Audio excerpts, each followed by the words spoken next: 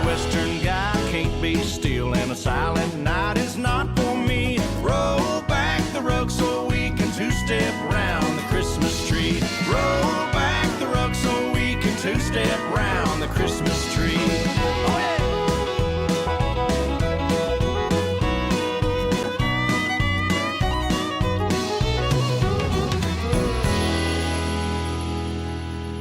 Hey everybody, this is Eleanor, the youngest MacArthur child, and I've had this idea about doing a video about the Snowflake United Church now for a number of months, and it's now all just coming together to the point where I can pretty much publish and share this with everybody.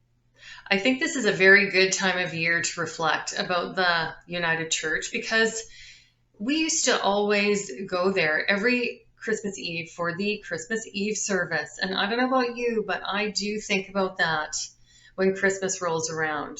I would do anything to be able to go to that very Christmas Eve service now, just the way it was. But I'm hoping that this little trip down memory lane will help us to remember and think about things that we maybe haven't thought about in a while. Now, everyone in my immediate family participated in this video. So I'm viewing this as our personal story because we do have a personal connection to the United Church. And I think it's a story worth telling, and I think it's a story worth sharing. So my immediate family, I'm talking about my dad and my Aunt Mary, my siblings, Rob, Lynn, and Karen, all participated in their own way. Even you helped me, Rocky, right? All those times you kept me company while I was editing. Aw, sweetie. Will you say hi? And to the members of my immediate family who aren't with us, there is an absolute presence, like there is with any story about the farm, with our grandparents, Grandma and Grandpa MacArthur, our mother, and our Aunt Myrna. There are just a couple things I want to go over before we begin so that things make a little bit more sense to you, the viewer. I have been recording Zoom calls for the last couple of years as an excellent way to record a conversation and to get some farm history and to get some stories told. How are you? I'm good. Now look at me. You see, I'm wearing my shirt. Oh, you're wearing the snowflake shirt. I'm wearing my snowflake shirt, and I'm putting on my snowflake hat. And I've got my bag. Oh my gosh, Auntie. You got it all ready. It's so funny. Stories told. I found out there's a lot of stories I have not heard. So I've been really enjoying this. I love doing it on the Zoom format because it's very personal. It's casual. And when one person says something, it makes the other person chime in. And I probably get more out of it than if I asked everybody to go in their own corner and write it down. So I have found that to be a wonderful way to do some storytelling. And I want to give a big shout out to Greg Curry because Greg and I have worked on 3 projects together. First, he went out and did my personal farm tour on his drone. Second, I hired him a second time to go out and get a closer look at things because it was helping me illustrate some of the stories that were being told. And then last January, when the hoarfrost was so beautiful, I got Greg to go out a third time. As it was the perfect time to admire Grandpa's trees. And I'm talking about his shelter belt that he spent most of his life. When they bought the farm, there wasn't much there. And he worked all the way up to what it was when they sold the farm. And he had a lot of help doing that. There's the trees. I remember those trees being 2 feet tall. Grandpa and I out hoeing all up and down in these trees. What a fun way to spend the summer. But Grandpa and his hoe, always rooting around. And Grandma would never know the importance of all of her documenting and what we're doing with that now. Oh, that's interesting. Mhm. And Grandpa would also not know how much we're admiring his trees.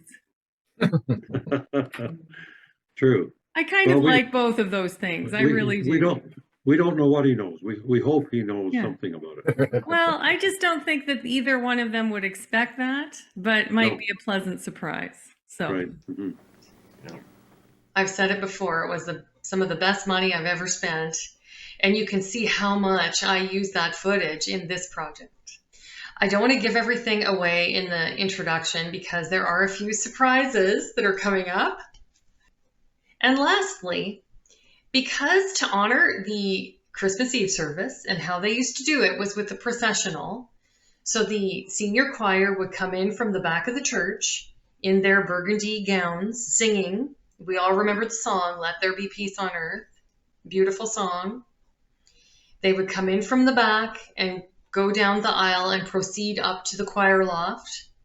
And then we would proceed to have a very beautiful Christmas Eve service, and it would end the same way. They would just reverse that. So they would start singing the song, come down to the back of the church. They'd stand at the back of the church and sing until the end of the song. And so we're going to do the same thing with this video. We're going to begin and end it with Let There Be Peace on Earth. And I hope you'll stick around to the very end because there is one bonus track at the very end. If you're wondering why I'm starting the conversation with our shop fire, you'll be thinking, what the heck is she doing starting off with that? That has nothing to do with the United Church. Just go with it and trust that it'll all make sense. I started from the past and worked our way up to the present. My hope is that this video is something that you'll find time to watch over the holidays. I hope you enjoy going back in time with me. I've really enjoyed making it. And I hope you'll share it with anyone that you think will enjoy this little story. So Merry Christmas, everybody. I hope that this message finds you happy and well, and all the best into the new year, brand new year of 2024.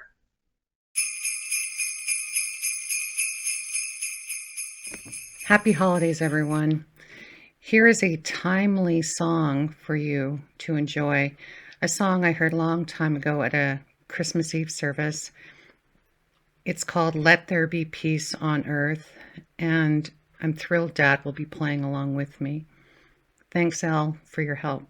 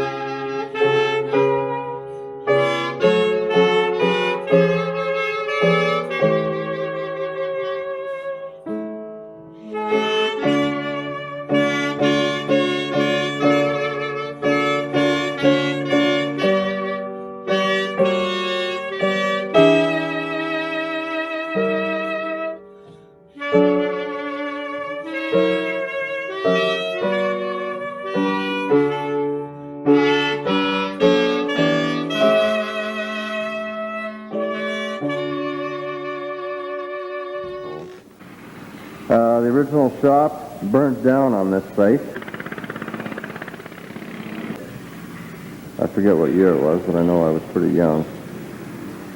Probably around 1976 or so. This one burnt down. And that fire created quite a bit of turmoil and almost started this barn on fire. These two are becoming a bit of a pain. Dan, put a muffler on that thing, would you?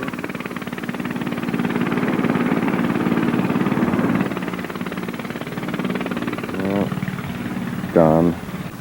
Had to hose down the roof to keep the shingles from starting up. There was a haystack that did burn to the ground, right about where that sprayer is. A big haystack. And it was quite a fire. And to make a long story short, we have this shed. What did you find? In Grandma's diary. Do you want to know the date?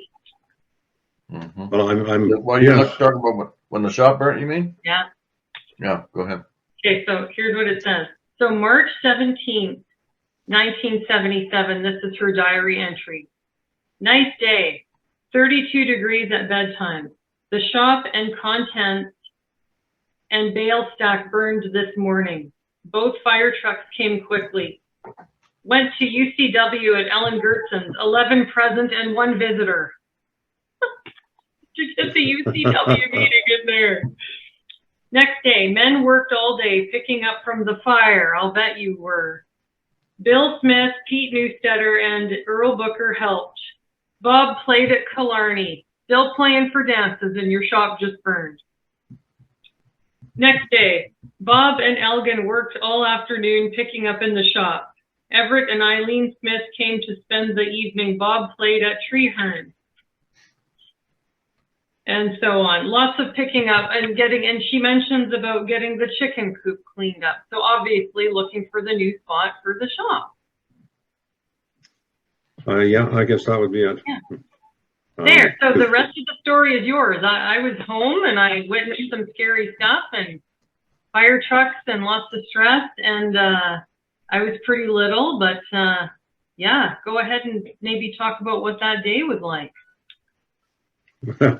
Well, the way it started out was I went out to the barn to do chores in the morning, and first thing I always did was walked around to see how the cows were, if there was any new calves or anything. And I found this one cow had her calf way down on the far side of a snowbank in the west trees. And if I'd left the calf there, of course, it would have frozen to death. So I had to got it on some kind of a, I don't know if it was a sled or what it was, and dragged it up to the shop, put it inside there. And of course, without a little bit of heat, well, it's not going to do any good. So I set up the heat lamps that were used for chickens, hung that up and got it going. And then I built a fire in the stove, got it going. And once everything seemed to be under control, the calf was obviously not moving. It just needed to soak up some heat. So I thought, well, while this is happening, I'll quick go to the barn and milk the cows. And I got about halfway through milking the first cow when your mother came running to the barn door and hollered that the shop was on fire. And by the time we got over there, it was way too hot to even open it. Like, tried to open the door and the flames would have blown us over. So slammed it shut. So there was, there wasn't anything that could be done about the shop itself. It just had to be allowed to burn. But it had cedar shingles, and as they burned, they took off just like feathers into the air, and they drifted across and landed on the hay, the straw stack, and burnt it. And they drifted over and were landing on the roof of the barn. And if the fire trucks hadn't kept spraying water on the barn, it would have burned too. Yeah. And it was a hot fire. I remember it burnt. There was coffee cans full of nails and bolts and everything else, and they were just melted. They were just like curling rocks. It was hot. It was a very hot fire. No, it melted them together. Yeah. Mm-hmm. Mm-hmm. You probably remember the few pictures that were taken by someone, but Right. there was a lot of black smoke, and what you're describing is probably why that, but talk about a lot of flammable things in one spot. Yeah, between the oil and the tires probably were responsible for the black part of it more than anything else. Yeah. And so the thinking is that that little calf stumbled around and started the fire. I believe so, but I suspected that probably the calf stumbled to its feet and, broke a bulb or something. But Well, that poor little calf didn't have a very good chance in life, did it? no, it didn't have a very good start, that's for sure. And that burned for days and days. We had neighbors stayed all night, the first night while I was away playing for the Downs. They took turns watching to make sure that the fire didn't start up again and cause trouble. And, I hated to, it almost seemed irresponsible in a way to take off and play for a dance while someone else was doing that. But on the other hand, well, they were willing to do that, and I had my commitments, and there's lots of things that a person did because of music that are probably questionable. Like when you took off at 4:30, 5 o'clock in the middle of a beautiful harvest afternoon to drive 100 miles to play for a dance. It didn't make a lot of sense from a business standpoint. Anyway, that's the way it was. Well, it was good. It was good that you had neighbors and people in the community yes. that would step up and help too. Right. That's And there were, lots of neighbors were really good that way. They wanted to help. So do we want to switch gears and talk about the barn? We can, yeah. Well, thank God it didn't burn, or we'd be talking about a different story about the barn, wouldn't we? We would, yeah. So I looked up, remember the Chronicles of Our Heritage, that book, and then Grandpa did a write-up, and then you did a write-up, and I looked it up, and I took just a line out of there, and Grandpa wrote, in 1942, we purchased the old Presbyterian church, moved it home in sections, and made it into a good barn. Yep, that's right. I was looking at that today. Were you? Some of the details. And the Presbyterian church was the first one that was built in town, and it was built in 1900. And then the one that became the United Church that you remember was the Methodist Church. And they existed separately up until 1925, when the United Church was formed from both of those churches and another one called the Congregationalists. Like the whole United Church of Canada was formed from those three churches. Mm. And anyway, so I'm thinking that probably from 1925 until 1942, that church building probably sat mostly unused. And it was likely just because it belonged to a central church and they hadn't got around to decommissioning it and selling it, that it still sat like that. But anyway, the interesting thing is that they took the roof off it, and they took the corners apart and laid each wall down separately, and they put it onto what they used to call truck wagons. They were the steel-wheeled wagons that were under hay racks, and they would have two of those with long timbers between them, and they'd set each wall onto one of those combinations and hauled it all the way from town out to the farm, and then stood it up again on the foundation. They probably had them all hauled out there before they started to put it together. And then they stood them all up and fastened them together again, and then built a new roof on it. And very, very time consuming, but that's the way people did then to save money. 1942, that was, right in the middle of wartime. So it wouldn't have been easy to get materials and that sort of thing. This is the barn. And although that may not seem very exciting to many of you, this barn used to be a church. Presbyterian church, if I'm correct. From what was at the time a metropolis snowflake.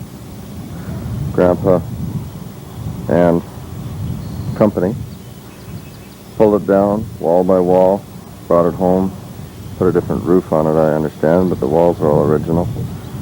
Church converted to barn. And we'll go in the barn now. Move that pole. Slide the door open, see if there's enough light for this In we come. Yes, this is the barn. Smell of musty hay. The sound of kittens rings a bell. Used to tether cattle up and down in these stalls. There's the gutter. I don't have very many fond memories of cleaning those out, although I did for many years. As did my father, as did his father. And the bull stops here. The bull's box. Or cows with calves who just haven't got used to the idea of having human beings around and being comfortable with them. And walk into the chop bin. And let's see. Any mice today? Nah. I can hear them, but I can't see them. The old grinder. A bit of light happening there. And we'll come out.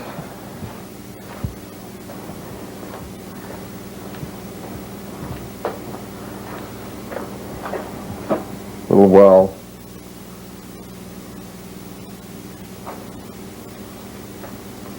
Lots of parts, lots of goodies, turned into more of a storage facility than anything else. Come through here, and we used to drop hay down from the manger, or from the loft, into the manger and feed the cattle over the boards. This is how we did it. And I think, at this point, we'll take off up into the loft. And, we got a low light shining here now. But this is the loft. Designed granaries for the grain to go into. It would feed down below into that rolling mill that I showed you. There's the door we just came through. So push hay down to the door. We bring it up in through this door or that one. In the olden days, there's a grapple. We used to run on that rail right up there. We go outside, drop into a hay wagon below, come back up inside, and drop on the floor. Those days are, of course, long gone now. There's the old swing. Sisters might remember that one. And there's a shot down the lane. So if you're driving up the lane, imagine somebody looking out at you. This would be their perspective. It's a beautiful barn.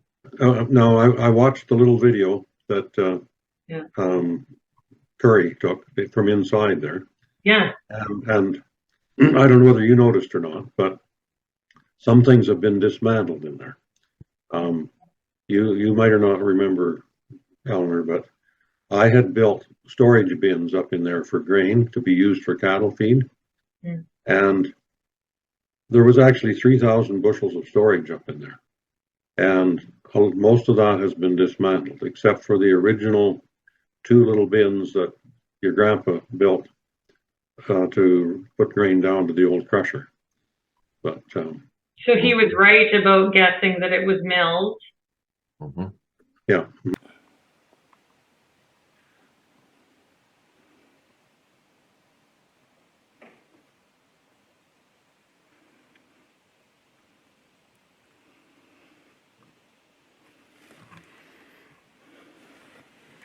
Oh, camera movement there, Ellie. Sorry.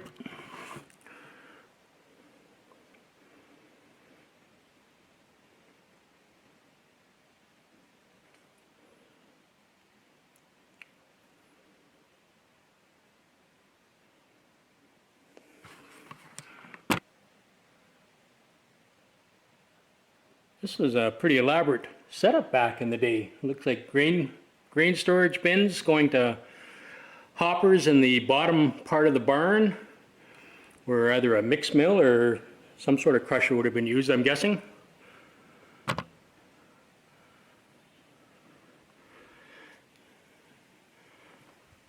barn surprisingly in good shape for the roof being open. When I started to feed cattle, I didn't have any proper grain processing facility for grinding grain and that sort of thing. And we were at the same time, we were short of storage for crops. So, you can build extra bins, but it was actually your grandpa's idea that there was all this space up in the loft of the barn that wasn't being used. And if we reinforced it, we could build bins up in there, and then the grain could be stored there and it would be right ready to run down and be ground for the cattle. You guys spent a lot of time in the barn.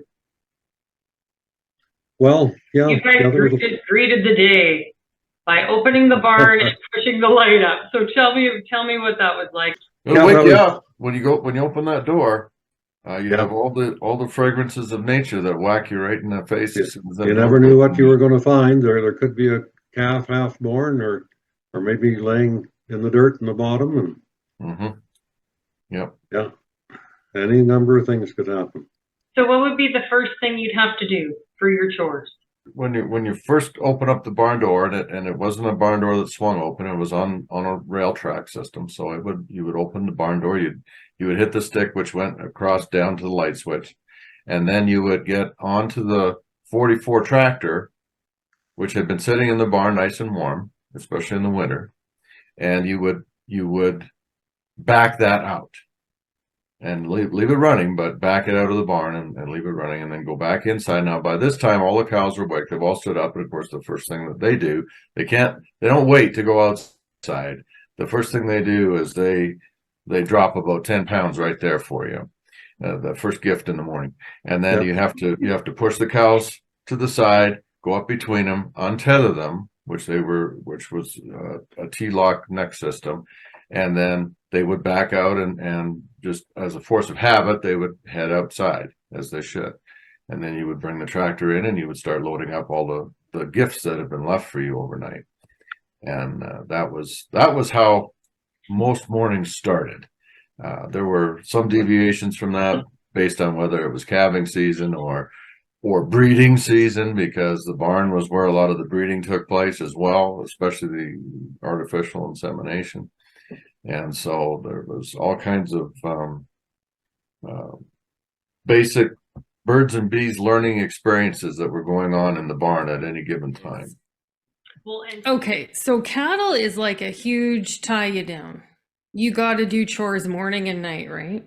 Right. It's not quite like a dairy farm, but a little, because you're still there and you have to do that. So all the stories, Dad, about coming home from playing for a dance, but you're not done. I went off to bed bitching about getting up in the morning for church, and you're just putting your overalls on, and I don't know anything about that. You talk about Dad coming home from playing in the band, and he would get home, it'd be calving time, and out the door, you got to go and check and see, because if you got a calf born in the mud, you got to get it out of there. And you talk about the barn being a part of the whole process with the feedlot, and it very much was. It was the safe house, if you will, for the cattle. The cows that were having trouble giving birth, we'd often have to pull the calves. The cows that already had a calf, we need to get them inside where they could mother up.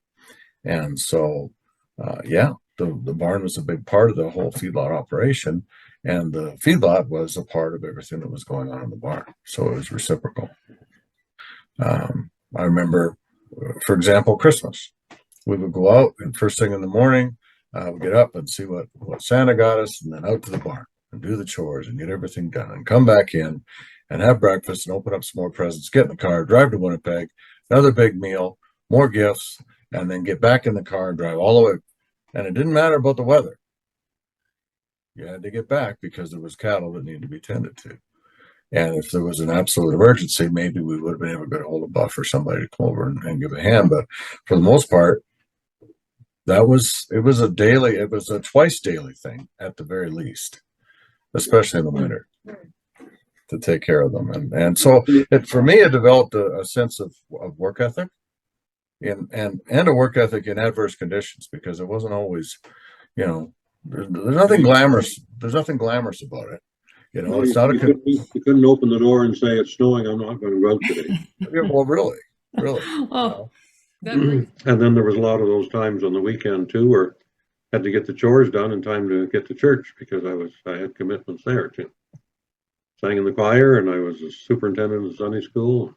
Yeah. And the barn got a bit of a break in the summer. We didn't have quite as many things going on. One year when we had a number of cows got into the sweet corn and had gone down bloated, and of course that's a whole nother story when you talk about dealing with cattle and bloating and how you can save their lives and sometimes you can't.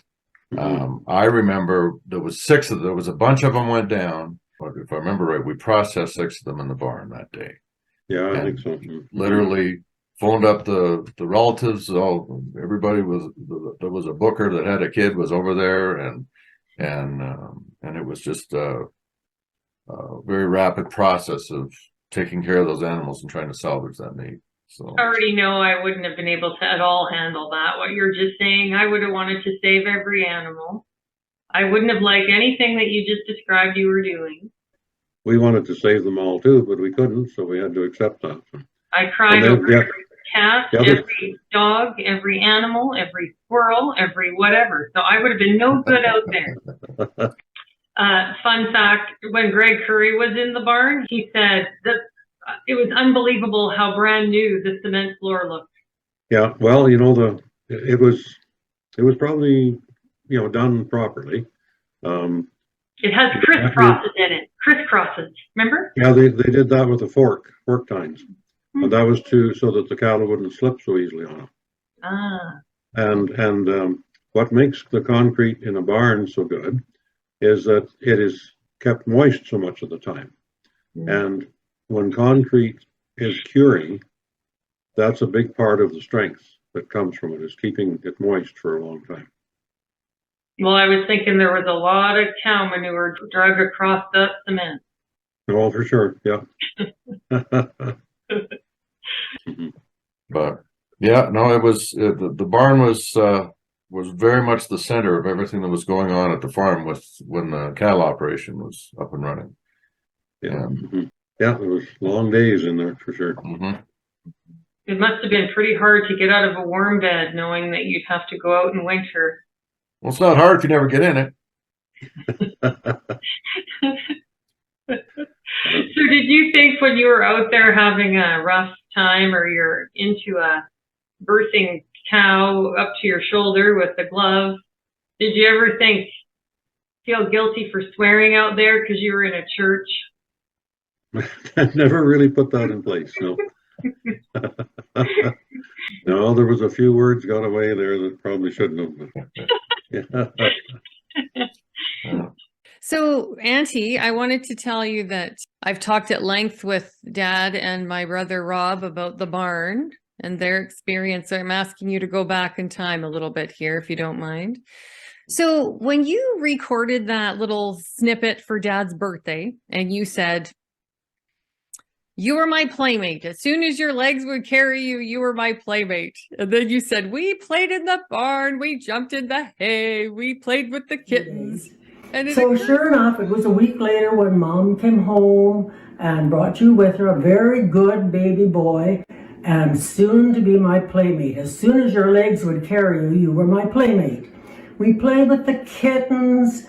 We played in the loft. We jumped in the hay. I pushed you on the swing. And it occurs to me that that barn has seen so much, those walls of the barn, if they could talk, to see the two of you as little children playing in the barn. That's something I'll never witness in my whole life. I'd love to, but I don't think there was a camera rolling. I wanted to find out what your earliest memories are, or whatever memories that you have of that barn. Okay, well, can I start before the barn? Certainly. Maybe Bob can add to this. Bob, do you remember the old barn before this barn was built? Just slightly. I Okay. remember it. I remember it standing there kind of waving in the wind, and I wasn't supposed to go close to it in case it fell down. Yeah. I'm not even sure what the roof was, but like there was one end of it had a loft, but you know, it wasn't the kind of loft that we were used to in the big barn. Like it was, and I don't think it wasn't a very nice place. And my memory of that wasn't great was that when mom and dad milked the cows in the summertime, there would be flies, and so my job was to hold the tails of 2 cows and Wow. hope that nothing happened. You know, like I'm supposed to hold, you know, here's my hands. I'm holding these tails and to keep them from switching right in grandpa and mom and dad's face.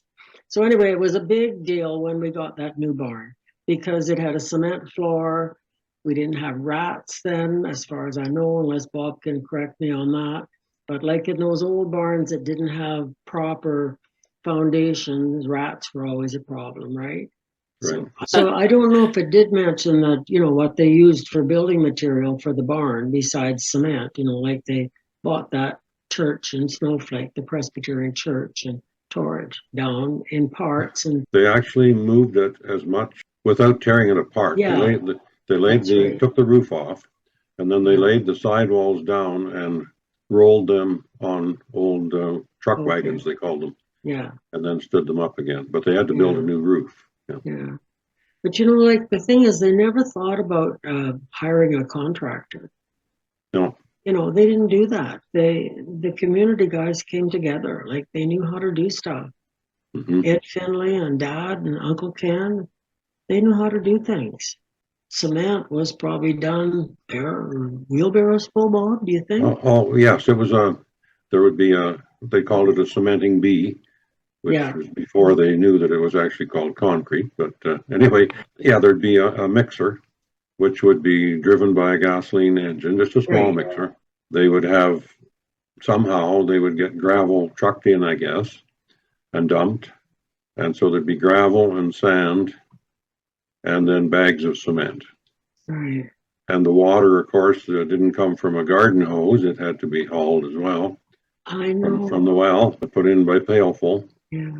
And usually the size of the mixers they used, usually they'd mix about 1 wheelbarrow full at a time. So there was usually quite a few people involved, quite a few wheelbarrows and lots of men around. And I remember being around for a number of those bees when they at Uncle Ken's, when they put the basement under the house, and when they put the basement in the hen house. The building was there first, but then they put the concrete floor in afterwards.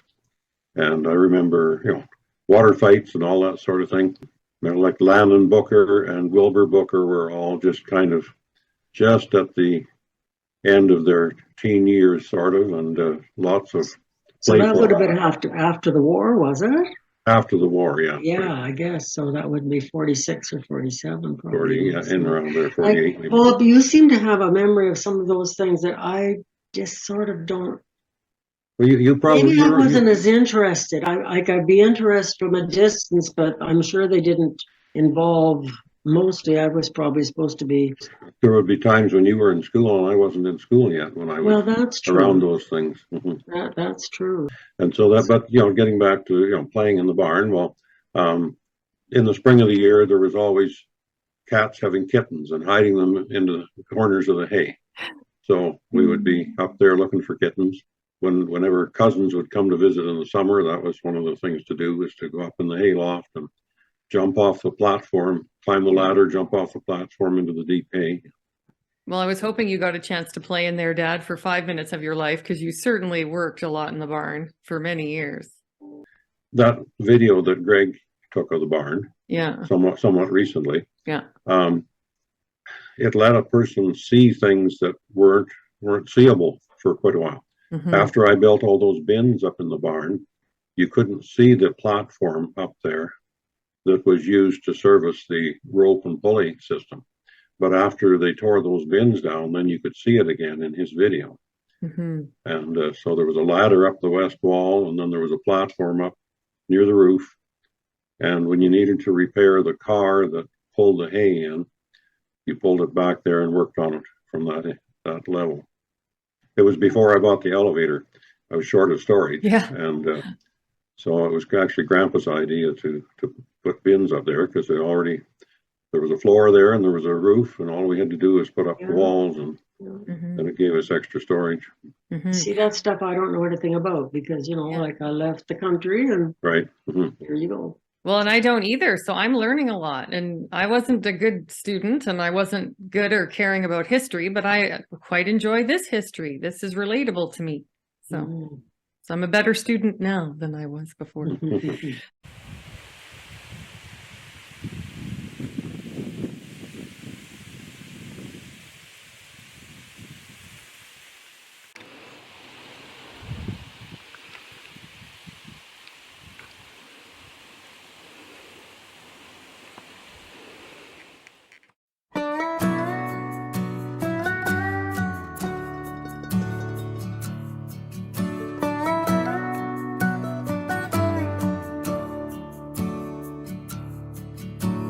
Worn and withered with its roof sunk in, stands an old barn in an empty field. Just a husk left now from its glory days. I bet it's been 40 years since the loft held hay. They all fall down. They all fall down.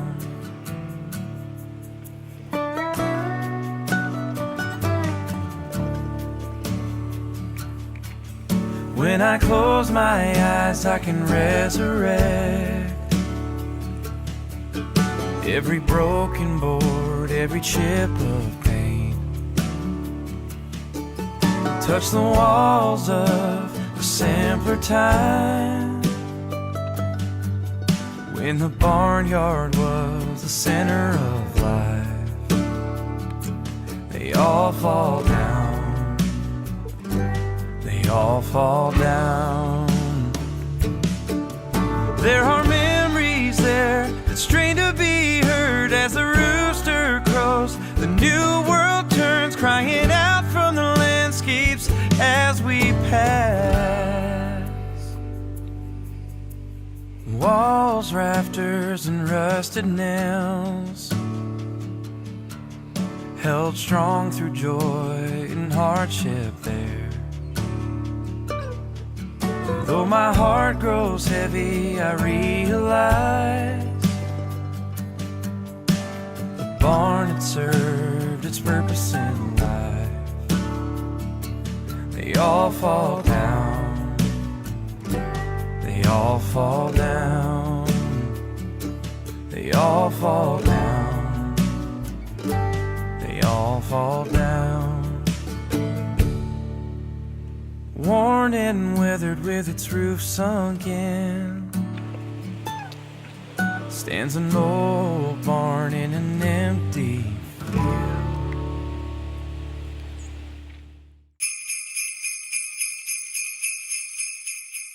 How's everybody? I think I'm well. How's everybody else? Good. I'm so happy that you're here and that you're willing to talk about the United Church.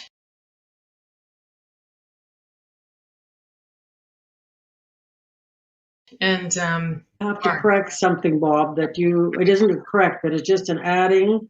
You know, the year that the two churches actually got together, the Methodist Church and the Presbyterian Church, was 1924, a year before the actual church union of Canada. I see. They did Okay. a trial thing, and they had a vote. And I think I told this before. I'm sure I told it before, that the vote went in favor by one vote. And on the way back from church, Grandpa Fairburn, who had voted against joining, said, "I wonder who cast the extra vote." And Grandma Fairburn said, "Why, Al, I voted in favor of it." And so there you go. Grandma was feisty too. Not as if her vote was the only one, but anyway, Right. so they joined up for a year and then they stayed joined up. So I see. So she didn't care if she was being different. no. Well, she just thought it had to happen, you know. She could Right. see that it was inevitable. So Mhm. But do you want to know what church was like? Is that what you're saying? What church was like for us when we were kids, or what? Well, what church did you go to when you were kids? United We Church. both went to the United Church as you would have known it. So, yeah, Dad, do you want to start us off with some history there? It was I guess, chosen as the better of the buildings between the two types of churches. So that's the one they kept, and the other one was sold. Mm-hmm. And until about I'm going to say roughly 1949 or 50, it didn't have a very good basement under it. It was just kind of a dugout basement. So at one point there, they completely finished the job and they poured concrete walls underneath it. And I can remember it was probably about the time I started school, because I can remember the activity going on over at the church. And I think I probably went over there after school once or twice rather than going home on the school bus. And that basement, of course, then once that was finished, it was much better for the social events they had, such as the fall supper and the bazaar and the tea and all the things that were regular activities there. Now, initially the furnace was a coal furnace, and for so long back as I can remember, Grandpa Booker was I guess you'd say, the caretaker or fireman, and he went over every Sunday morning or maybe Saturday if it was cold weather, and got the fire going and kept it going. What did you say, Grandpa Booker? Yeah, Grandpa Booker. Grandpa Booker, yeah. Roy Booker did it that I can remember. Well, before him, Grandpa. by the time Roy was doing it, Okay. it might have still been coal then for a while, but then they changed over to oil after a time as well. But there was a coal bin downstairs in the back end of the basement, and that, of course, had to be dumped through a coal chute outside and carried over and put into the furnace. There was a little nook where you could go to the bath or toilet too if you had to. Trust me to get the toilet talk in. Yeah, there was a little corner there with, I can't remember whether it had doors on it or whether it was just. I don't know. I think a curtain. Likely a curtain. That was more common. Yeah. Auntie, you are the bathroom arrangement police for sure. Very important to each other. I still always immediately think of toilet issues. That must have been interesting trying to get that many bums looked after. Well, you made I sure. always think of that because to me it's very important to have a good place to go. Yeah, you always made sure that the pail was empty Christmas morning. Absolutely. Important. You care very much about the facilities. Well, I know for sure that it had been made before 1951 because that's when Myrna was married in 1951, and her shower was in the basement of the church. Right. So, yeah. Well, I would have started school in 48, so it probably was in that area, 1948, 49, where they redid the basement. Somewhere closer to 1960, when they did a major renovation on the upstairs of the church, and they took out what used to be called wainscoting. It was vertical wood boards all the way around the church that were about 4 feet high. And they replaced that with, trying to think of the name of the material, but it was solid sheets of stained material. And then above that, they put in a form of, I'm trying to think of the name of the material. It wasn't plaster. It was a composition board that had some insulation value to it. And then they tore out all the old plaster and the plaster lath. And Uncle Ken took all those wainscoting boards, which were hard fir. He took them home and he built any number of things. He built picnic tables, he built chairs, garden ornaments. You wouldn't believe the number of stuff that he built from that. And it was the toughest material to work with because it was hard fur that split easily. And he would saw the paint off it and sand it. And of course, he was doing that. When he was doing that, Grandpa was gnashing his teeth because he wanted Ken to be out in the field working. And here he was working on these boards. Yeah. But Yeah, anyway, for two brothers that were so close to each other, they had different passions, didn't they, for doing they things. certainly Dad did, was yes. musical, and Uncle Ken was more the artist and that sort of thing. Yeah. Yeah. hmm Do you want to know what it was like to go to Sunday school when I was a girl? Yes. Okay. And maybe Bob, you can add to that. You were 5 years younger. So I Right. remember starting to Sunday school, and each class, when you went to Sunday school in the morning, each class sat in their own row with their teacher. Like they didn't sit with their parents. In fact, most parents didn't come to church. There were just a very few adults that came to Sunday school, I should say.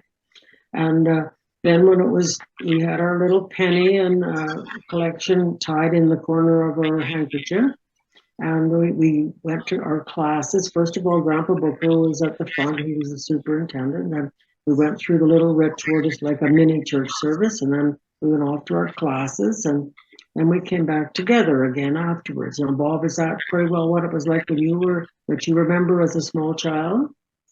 Yes, I think so. And they did have an adult class. I can't remember what they named it, but it would meet at the back of the church while the children were out in their individual class spaces. And sometimes it was led by the minister, sometimes by somebody else. But Mrs. Clyde Maxwell, Mary was her name, I think. Mrs. Clyde Maxwell was Robertson. Mrs. Clyde Robertson. When I was a kid, I remember her being the leader of the Bible class. Okay, of the Bible I see. class, Okay, yeah. Right.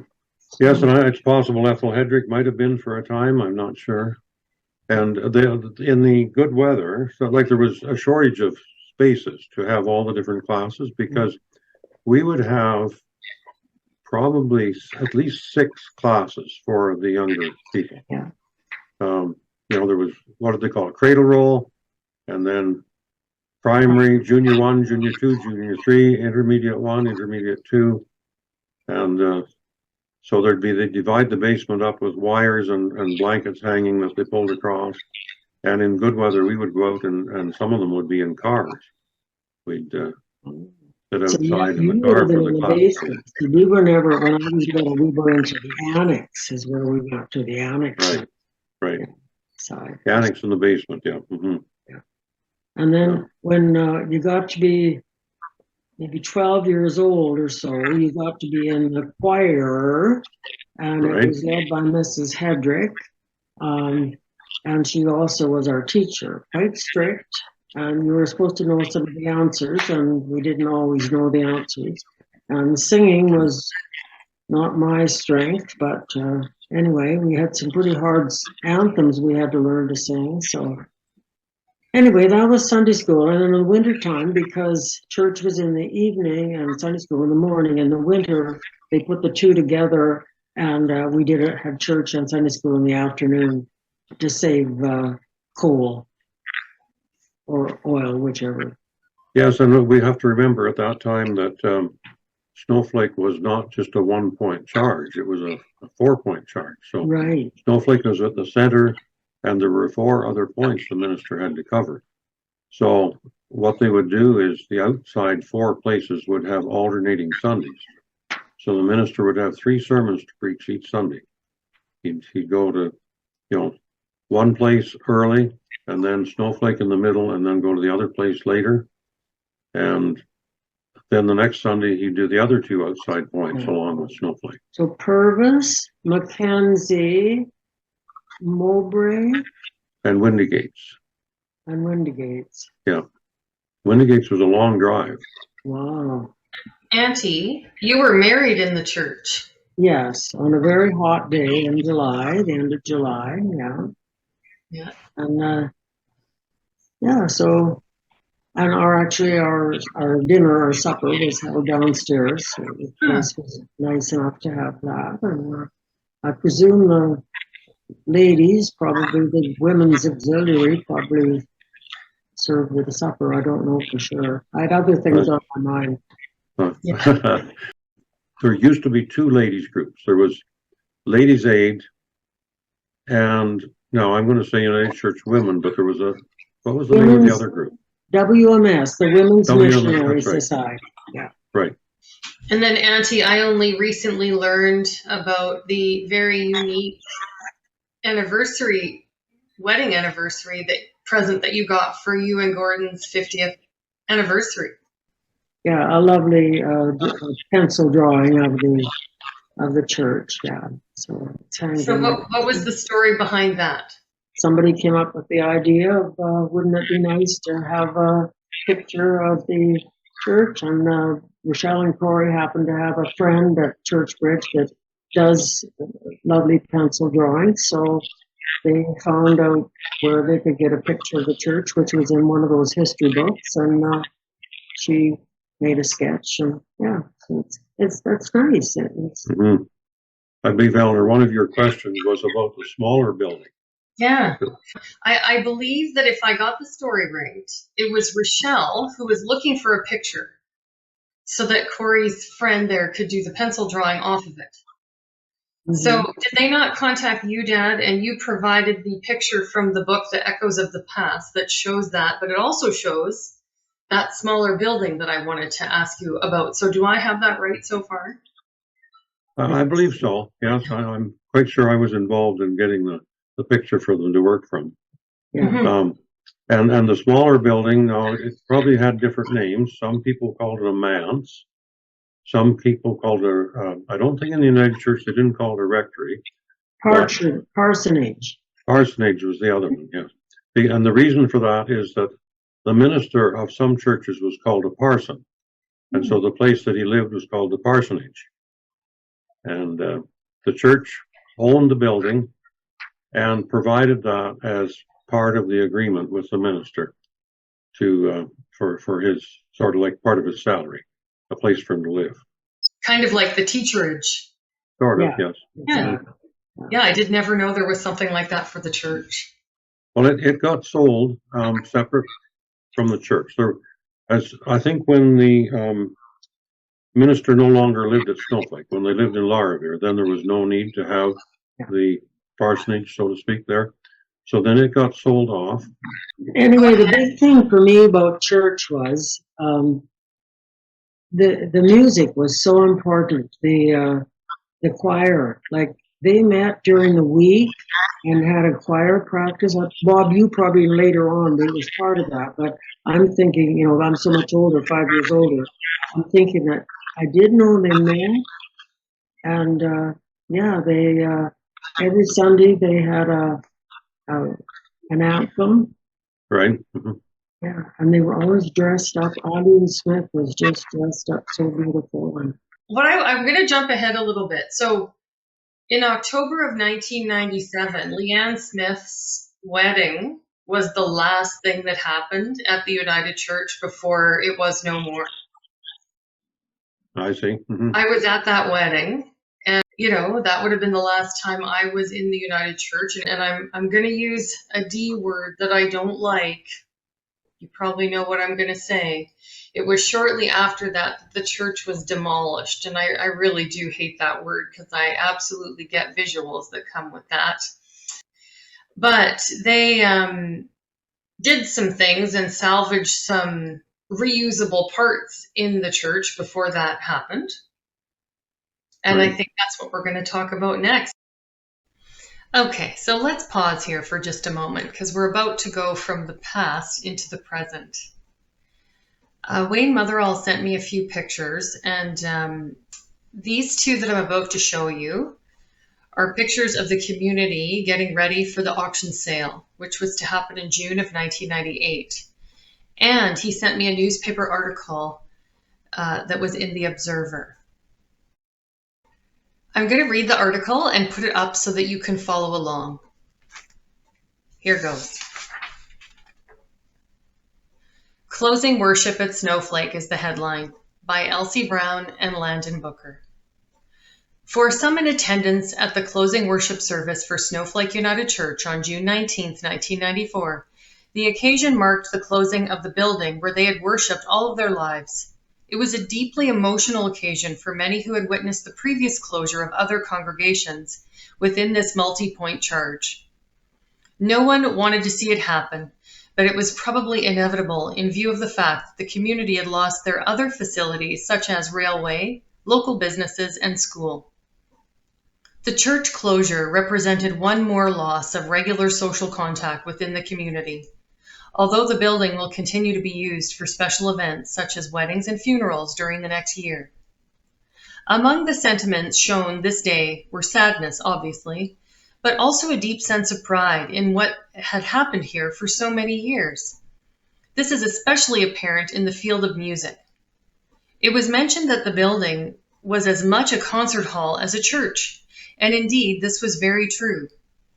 Hanging in the church is a picture of the first choir formed in 1906, and through the years that musical traditions was well maintained with Sunday school choirs, church choirs, orchestras, recitals, concerts, and so on. Fittingly, the final service included 3 anthems. Many former members were in attendance, as well as the recent ministers of the La Riviere Pastoral Charge and representatives from Agassiz Presbytery. Reverend Georgina Laux conducted the service. Landon Booker gave a short resume of the church history, while Glenn Wheeler reported on the disposal of funds. Reverend Marie Goodyear, Agassiz Presbytery Chair, gave a brief comment on behalf of Presbytery. Prayers of thanksgiving and intercession were led by Elsie Brown. Former members of the church joined with the regular members to sing Song of Fellowship, Till the Storm Passes By, If You Believe, and the dismissal Go Now in Peace. Pianist was Jean Motherall and organist Joan Wheeler. Everyone then enjoyed a time of visiting and refreshments served in the curling rink. There was a table on which were displayed many pictures and memorabilia connected with the church history. Orders were taken for commemorative plates. And there's a picture of the Methodist Church to become the Snowflake United Church. The time has come for Snowflake congregation to be going in new directions as each family chooses a new church from among the several neighboring charges.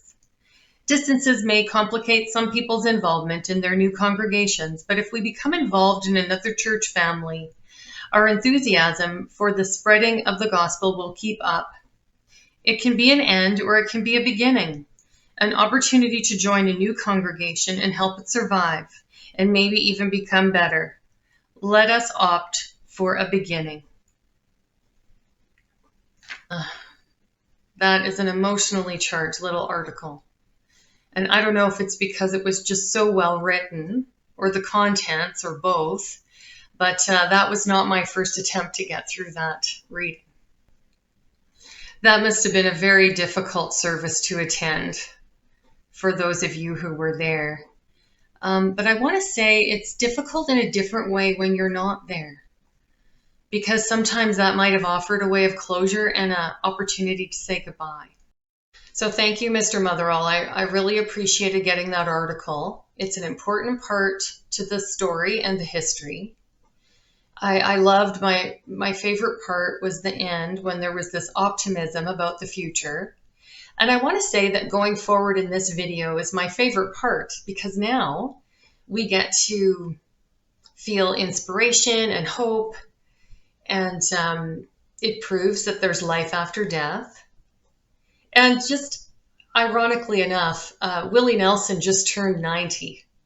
And I thought we would use some of his music to help us close the chapter of the past and open it to the future, which has now become the present. So let's do that now. You were always on my mind. Maybe I didn't hold you all those lonely, lonely times. And I guess I never told you I'm so happy that you're mine. Little things I should have said and done, I just never took the time. But you were always on my mind. You were always on my mind.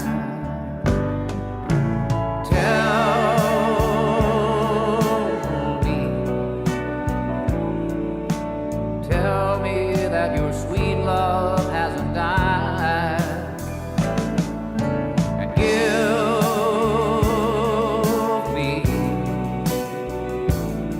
give me one more chance to keep you satisfied. I'll keep you satisfied.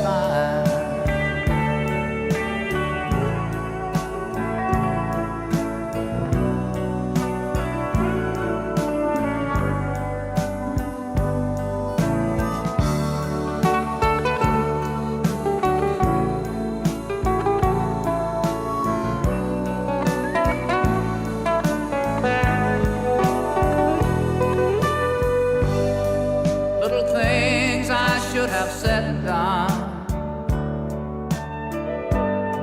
I just never took the time. But you were always on my mind. You were always on my mind. You were always on my mind. You were always on my mind.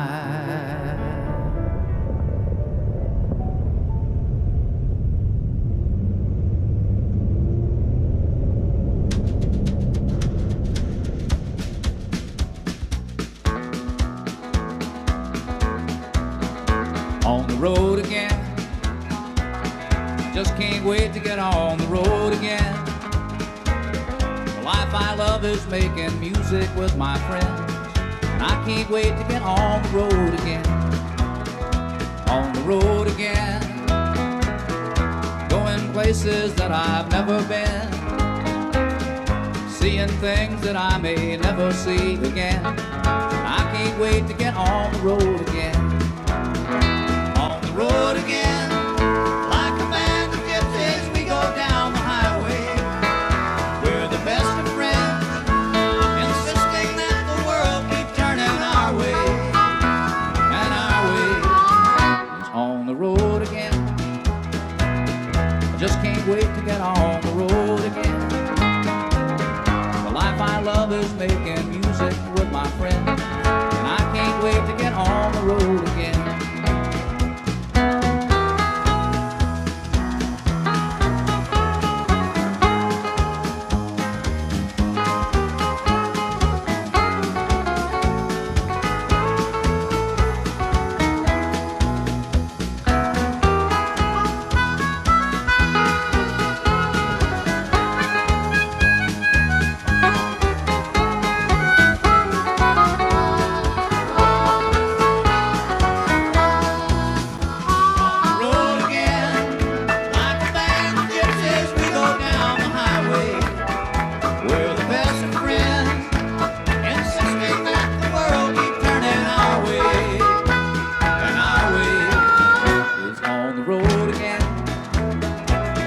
Just can't wait to get on the road again.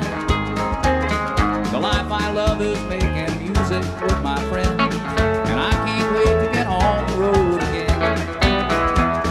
And I can't wait to get on the road again.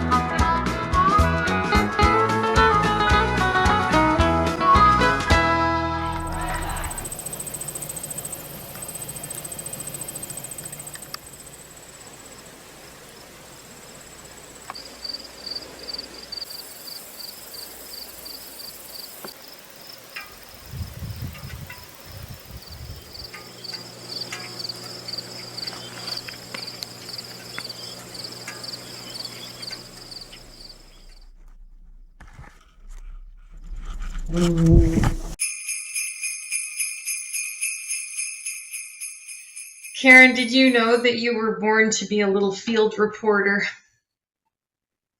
Well, I was a field adjuster for a long time, so I wasn't, I did do investigation and photographs to a certain degree, yes. Wow. Well, now that I know what you're capable of, you might be sorry that you showed me how good you are at this stuff.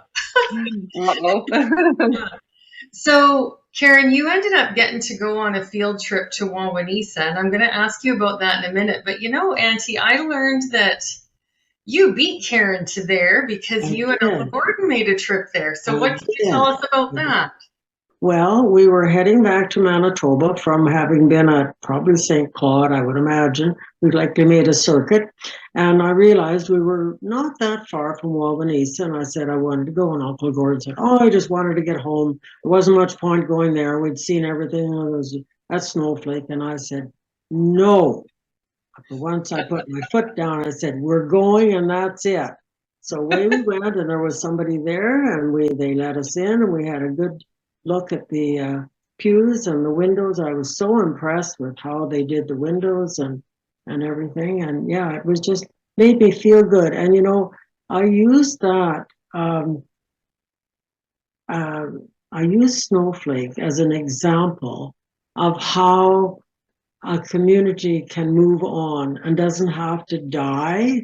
Like the people from Snowflake are spread all over and are doing their part wherever they are. And then it was just like a metaphor for that happening, to think that the parts of the church could be used in other churches. So that's my little sermon for the day. Yeah.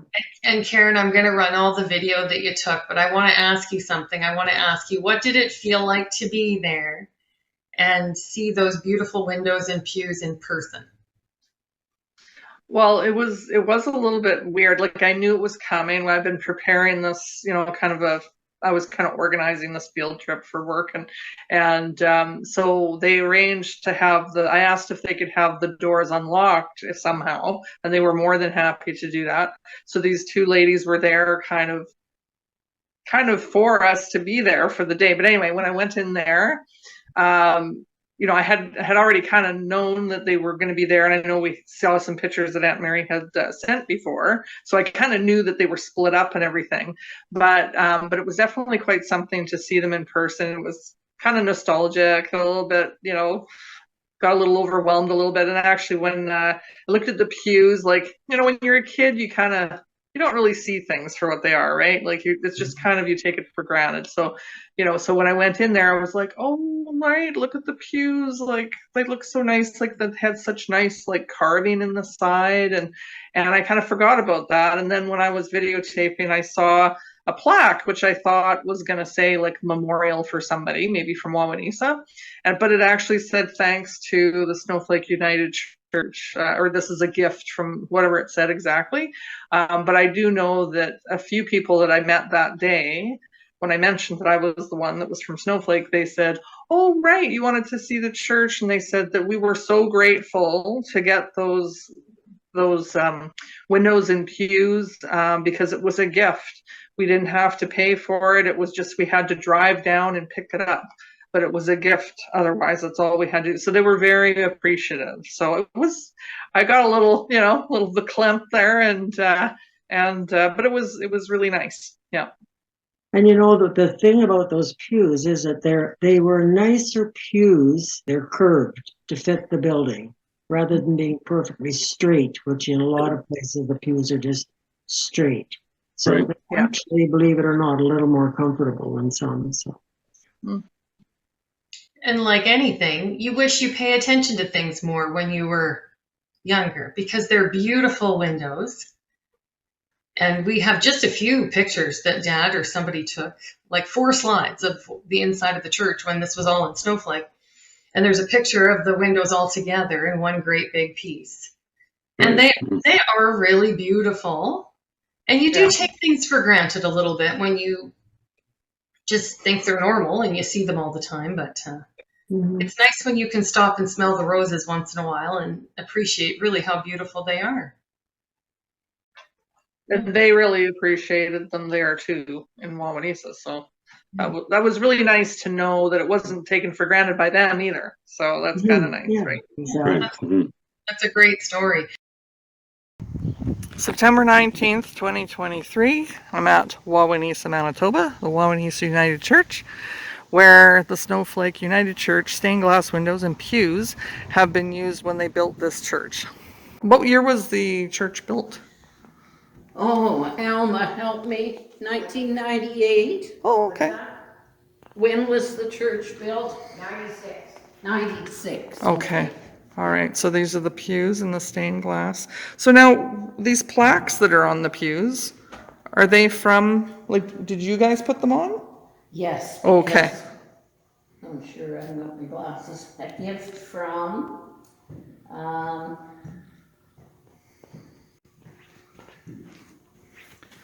Oh, it says Snowflake United Church. there. Oh. I'm looking at it strangely because they've got snowflake as 2 words. Right. Oh, that's so sweet. Yeah. Okay, that's excellent. And Oh, as I was that's, saying, when they were in Snowflake Yes. Church, they were high, but of course they were. this is lowered. Of course, when I was young, I didn't really think of the windows. I just knew they were there. And that was on the top and those were on the bottom. Right. So I didn't realize they were separate. I thought they were all one piece. Of course, I was just a little kid, so. Yeah.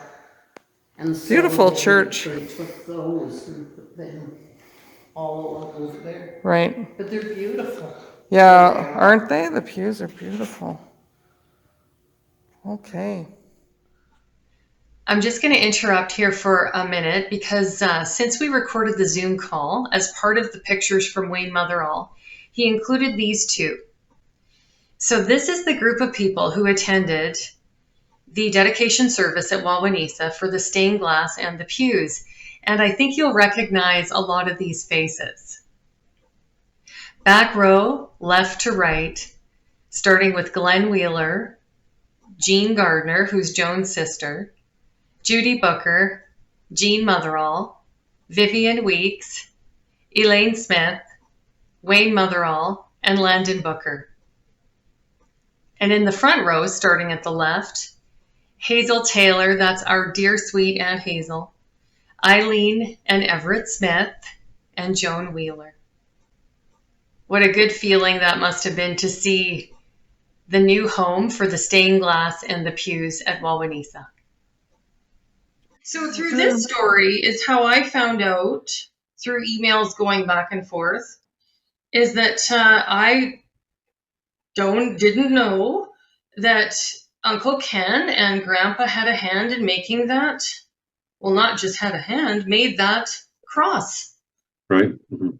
So, Dad, do you know anything more about details about the construction of that? And I shouldn't be surprised because this is a community and people do make their own stuff, but I just didn't know about the personal connection about Grandpa and Uncle Ken making that cross. Yes, they Uncle Ken had lots of woodworking equipment and I don't remember exactly how much my dad contributed to that, but the two of them worked together on it anyway. And I suspect that Letha was probably involved in finishing the cross. Whatever kind of finishing was put on it. And then when it came time to put it up in the church, well then Grandpa and I did that. We made the brackets that fastened it onto the wall and mounted it up there. And it was made in such a way that it could be lifted off easily if you had to do some work on it or to paint behind it or whatever. And then after it had been up there for a while, decided that it didn't show up as well as it should. So we decided to put lights behind it. And we could have done that in a very expensive way, I suppose. But if you remember the way we had the lights in the basement of the house around the rec room there, decided to use those same indoor-outdoor Christmas lights with the amber bulbs. And we just put brackets on the back of the cross and fastened them up there. And they did the job. They shone on the wall and you could What see a that. great story. Isn't that a wonderful story? And that made such a nice effect. You're like, Uncle Ken with his skills with wood, and Aunt Letha always in the background doing things. And then your dad and uncle and grandpa knowing how to do the other stuff that wasn't, the more technical stuff. Right. I just think And that's it was oak wood, which is extremely difficult to work with because you have to have very sharp cutters and it was if the shape of it wasn't just straight wood. The edges were chamfered or beveled in a certain way to give it the effect. And Yeah. and then down the middle and crossways, there's a brass strip that was put on afterwards on the surface. And it was on that strip, I believe, or at the bottom of the strip where there was the engraved plaque went on. Yes, and to back up slightly, it was because Karen was already going to Wawanesa. And I found out that the cross and 2 pulpit chairs and the communion table were at Headingley. Now, I didn't even know Headingley was in Winnipeg. I thought Headingley was maybe the name of the town. And did you know that that's where Uncle George and Aunt Myrna went to church after they went to Winnipeg? No, They no, I went to didn't know that. they supported Headingley Church. Oh, And that's they sweet. supported at the fall supper and everything. So Karen, right? Then I was like, I wonder if Karen, my little field reporter, would be willing to go to Headingley. And then Karen, you very willingly did set that up on a day that you had off of work. Yeah, so I think I had said, well, if you want me to go, and maybe that's when you thought it was really far, but Headingley is just like outside the perimeter, like it's attached to Winnipeg, but it's not like it is a town. But anyway, yeah. So I called the church to see and I left a message. So the minister called me back a couple weeks later, and we set up an appointment. So I went out there and met with her. So see, the church used to be St. Charles and Headingley together. And then I guess they demolished the St. Charles church. But anyway, so I went in, took some pictures, got lots of really good details. So when I went and I took some pictures of the cross, I was able to stand up on a chair to get kind of, because it was pretty high up, get a picture of the plaques that were on there. And I knew where there was a plaque, at least one plaque. There were 2. And then I think they may still have the original lights, actually, because they look like those big Christmas light bulbs that are still there. But there was the communion table and the cross for sure. And I don't think there were any pulpit chairs. Well, Karen, you did take a picture of one pulpit chair. So I think the picture you took, remember at the church, there was the podium, and then the 2 big pulpit chairs, and then the communion table. And so they got the cross, the communion table, and the 2 chairs. And you'll see on here, I'll put the pictures. You'll maybe remember taking the picture of that chair. Well, there was that plaque, like in the kind of the lobby area there, where they have, before you go into the church, there was a plaque on the wall that said, "Thanks to Snowflake United Church for the," again, they're, like I thought that was just so nice that they made a special thanks to Snowflake for donating that, so. Hello, today is Tuesday, October 10th, and I'm at the Headingley United Church. It amalgamated with the St. Charles United Church. So the cross was at that church, St. Charles, and then it got brought over here to Headingley. I think in 2019 is when the minister just told me. But so this is the outside of the church. This is the front of the church. It's a beautiful fall day today. So now I'm coming up to the United Church and I'm going to go in the front doors. They're just doing some cleanup in the yard today. So I'm inside now, and this is the area here where you enter into the main part of the church. And you'll see a plaque here on the wall that says it's donated from St. Charles and Snowflake United Church.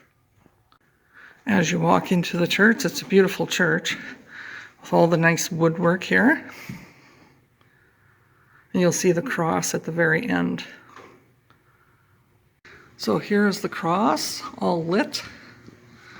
It's beautiful. They have a projector screen that they put down every Sunday so that people can read the words to the songs instead of they're trying to go paperless. It's really, really hard to see. I have some pictures, still pictures I took, but the plaques on the cross say in memory of Mr. and Mrs. somebody Fairburn, and then also in memory of Mr. and Mrs. Jack Taylor. Okay, and this is the area that we first come in as well. This is the communion table that came from Snowflake. The front there, it's hard to read because it's not in different colors as in remembrance of me. And as you go around, you can see the other side. And the plaque says, presented to the United Church by the CGIT group. And I can't remember what she just said, what that was. Canadian Girls in Training, something Girls in Training, not sure. Church Girls in Training? Anyway, so this is the communion table, and apparently they use it every Sunday. They bring it up to the front, in front of the other table to use for communion, so they use it every Sunday. And weirdly enough, just down the road, about 2 doors down from the United Church, is the bar where there's erotic bingo from Friday at 9 p.m. Well, think about it. I want to know what erotic bingo is. I don't know. I know. I didn't stop and ask. Maybe it's something you do that gives you a reason to go to church on Sunday. I'm not sure. Well, and the video is so important, Karen, because pictures are wonderful. I love pictures too, don't get me wrong, but video just has a way of making you feel like you've been there. So I have a real appreciation for that. And I'm just going to read the inscriptions on the cross, and I'm hoping that somebody here can make sense of this. So the one at the top says, in memory of Mr. and Mrs. Elliot Fairburn from their family. Right. Elliot Fairburn is the gentleman who married Grandma Fairburn after her husband, Jim MacArthur, was killed by falling out of an apple tree. And he married her and moved the family to Manitoba. And they lived in the house they first lived in the house where Ken and Letha were, and then they retired to the place where you would remember Hazel and Jack Taylor were. Yeah. And he was Hazel's dad. He was, yeah. He was known as Al Fairburn, even though his name was Elliot. Huh. And so that was the fellow that Grandma Fairburn said, why, Al, I voted in favor of it. His real name was Elliot. Right. Couple that we knew as our Grandpa and Grandma Fairburn, as we never thought of them as being step grandpa, right, Bob? Right. No, we never thought of him that. Never thought of him that way, no. Yeah. And Aunt Hazel was the only child that they had together. Right. Yeah. So why do you think the inscription was for them? Why was it in memory of Mr. and Mrs. Elliot Fairburn? Well, the inscription was on which piece of furniture? It was on the cross. It was the top one, the top inscription. People often did that. Go ahead, I think Bob. that was added later. I think it was probably, what other plaques are on there? Okay, underneath that it says, in memory of our Uncle Jack Taylor. And then it says the McTaggart family, and underneath it says lighting. I don't know if that means they donated the lighting. They may have donated something towards the lighting, I'm not sure. And of course, we're related to all these people. Right. Yeah. The Taylors, the McTaggart, Aunt Jessie McTaggart is Grandpa's sister. Right. Yeah. And then on the communion table, it says on the front, in remembrance of me. We have a picture in the slides that was taken by somebody of Joan Wheeler and Myrna Milger standing right in front of that table. Right. Mm-hmm. Rob sent me interesting pictures. He has a picture of, you know how the United Church they must have had plates made. I know several people have plates with the United Church on it. Oh, yes, yes. So Rob has one. I have a picture. You know what else Rob has? He has Grandpa's pen holder plaque, and it reads, 1935 to 1983, which is a span of 48 years, and it reads, presented to R.E. MacArthur by the Congregation of the Snowflake United Church for his faithful service as Secretary Treasurer. Right. He was the secretary for that many years. Of the school, of the Yeah. pool board. He had Oh. 3 boards that he was secretary treasurer of. At one point, I remember him having to go to, at least 3 meetings a month because he was secretary treasurer of these different organizations. Yeah, and in Grandma's diary, tons of entries. Elgin at a meeting, Elgin working on the church books. I pulled one here. Get this. This is on July 26th of 1970. Nice day after the rain and hail, 66 degrees at night. 3 windows broken in the church by hail. Went to church, then picked and froze a pail of beans. Hillmans came and we went for a drive across the valley. Tons of entries about the church. So, Right. yeah. And then I remember, of course, as I'm sure you do, is Christmas Eve. They had the wonderful Christmas Eve services there that were really elaborate and memorable. And that's what we did every Christmas Eve. Does anybody else have anything they want to add? I just wish I had a picture that showed when we were painting the outside of the church and we had 3 farmhand hay sweeps at the same time up on the side of the church as scaffolding. And you probably don't even know what a farmhand hay sweep is, but it was like a big front end loader that went much higher than a front end loader. And they had a great big hay basket on them, and we put planks across the teeth at the end, and people could stand on that while they were painting the church. And so you could just take it to the top, and then you'd lower it down, and they could paint the next level. One belonged to Finley's, one to Uncle Ken, and one to who was there? Bill Smith. Yeah. When you say this and you talk about all the things, and not just in this one, but other times that the community people did together, that wasn't just Snowflake that was like that. That's the way people were in those days.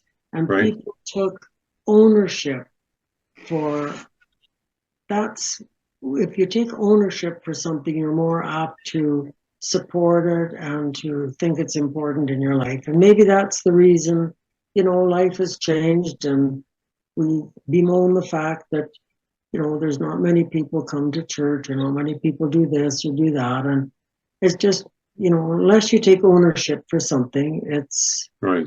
But we take And that ownership for different things, I guess. That's the thing, And I think it was more likely to happen where people were self-employed, such as in farming, or they had their own Yes. businesses, Yes, I think because they just were used to being managers, and they knew how to work together with other people.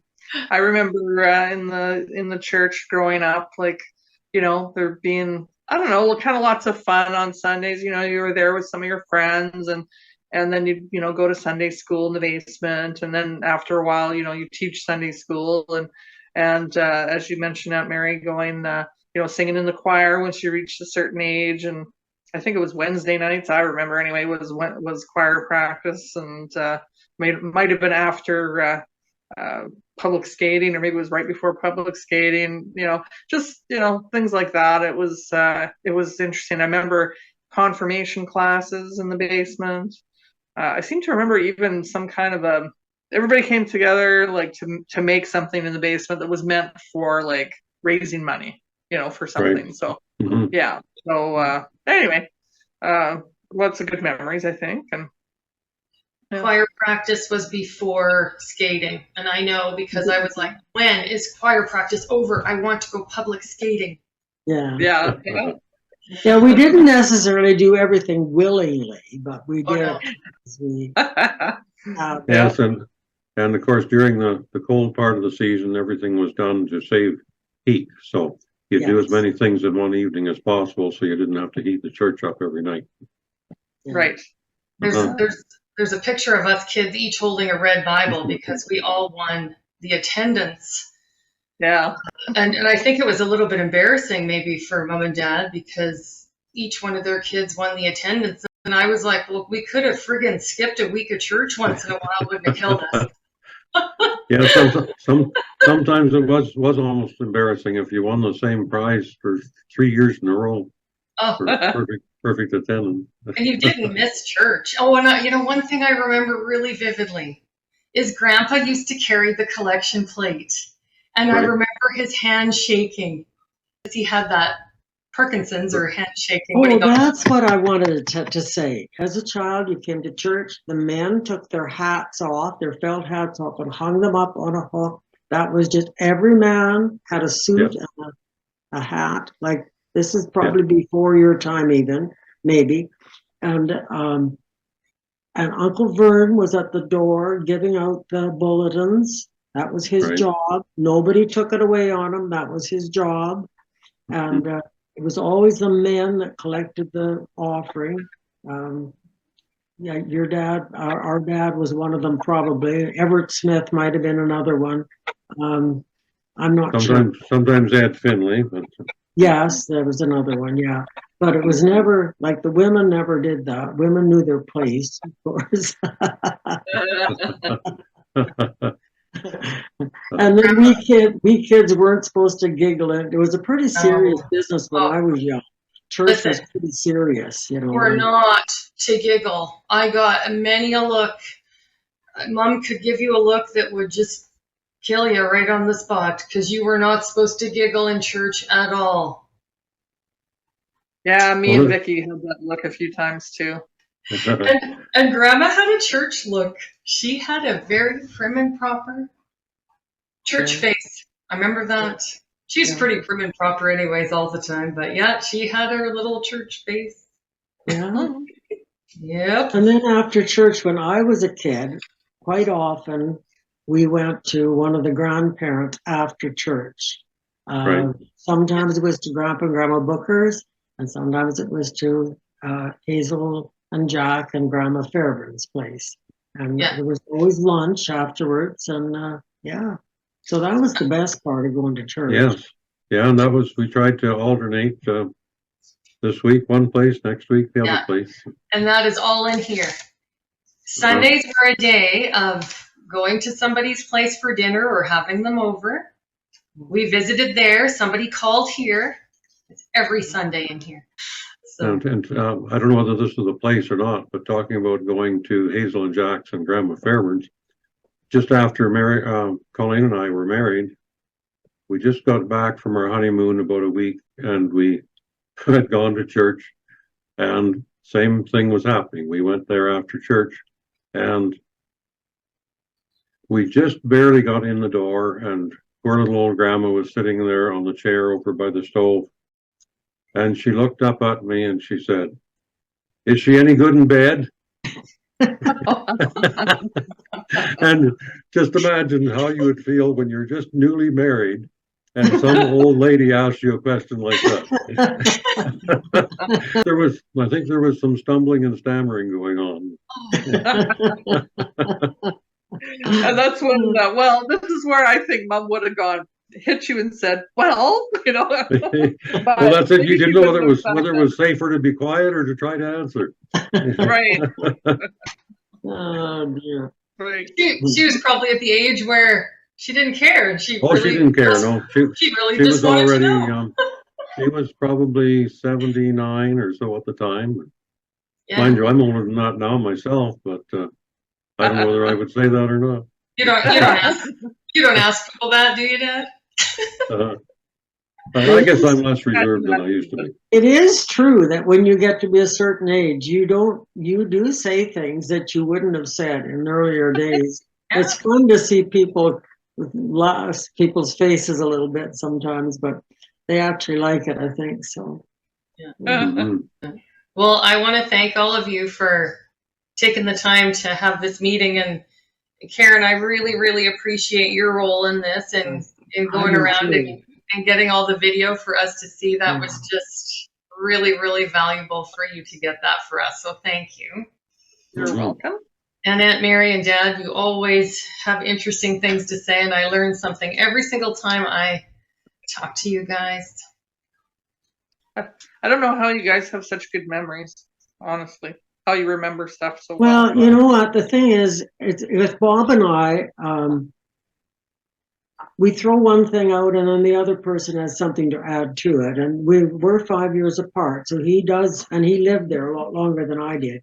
So, and his interest in some of the stuff, how things were put together and everything is way different than mine. I guess that just went over my head. So I'm learning too, and I'm quite enjoying it. So thank you very much, Eleanor, for doing this. And you never know, like now, some of these things, like I just get through sending out a short email to people and telling them that I was having a meeting with you tonight, and saying that, you know, if that was going to be about our church and stuff, if they were interested to either get in touch with Bob or you, and maybe they might get to look at a YouTube or something of it. Yeah, this is going to be a public video, not a private one, because I'm hoping that anybody who grew up in Snowflake or went to the United Church or grew up in a nearby town might be interested to see where all the parts, well, the major parts went, if they're interested, and all the other parts of this video that are going to be left as a surprise for even you to view. So I'll be interested to hear all of your feedback after it's live. Okay. So I could add in one thing here if you don't mind. Yeah. At the time of Grandpa's funeral and Grandma's, I guess, both, I was still involved in helping to look after the sound. And there was an overflow of people that had to be over in the rink because the church wasn't large enough. Right. And I ran wire over from the church to the rink and set up a sound system there so that they could hear the service. Oh. And that was after I had moved to Portage, at least when Mother's funeral was anyway. Yeah. Yeah. Dad's funeral was, of course, in stormy weather, and we didn't even we just the family drove to the funeral, to the cemetery, and then back to the rink. Yeah. Yeah. Because it was just too much snow. Right. Yeah, there have been many a funeral there, a wedding, baptisms, communion, Christmas Eve services, recitals, and on and on and on. Yeah. Right. Yeah. We're going to run out of time, guys. So well, nice. God bless you. God bless you, one and all. A very Merry Christmas. Merry Christmas. Thank you all, and Merry Christmas. Yeah, it was great to see all of you. Everybody's just looking fantastic. Keep it up. Whatever you're doing, keep doing it. Oh, look, I'm wearing my necklace, Eleanor. My Me too. Necklace. There you go. Snowflake. Every chance. Oh, the 3 snowflake. Oh, Bob, where's yours? I forgot to put mine on. Oh. What happens when you get old? You know, you forget things.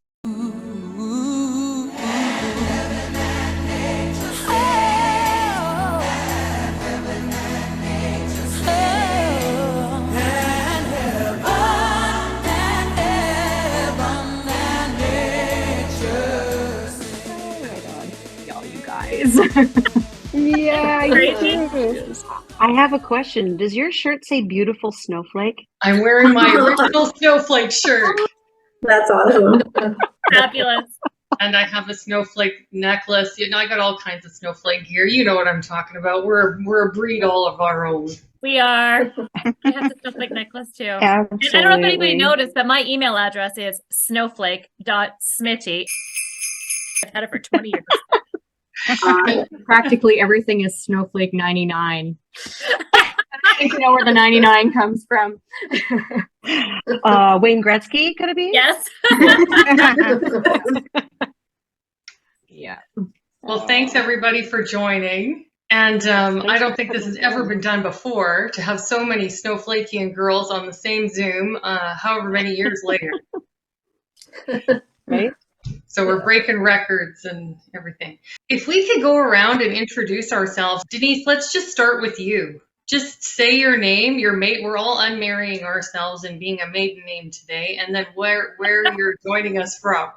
Okay.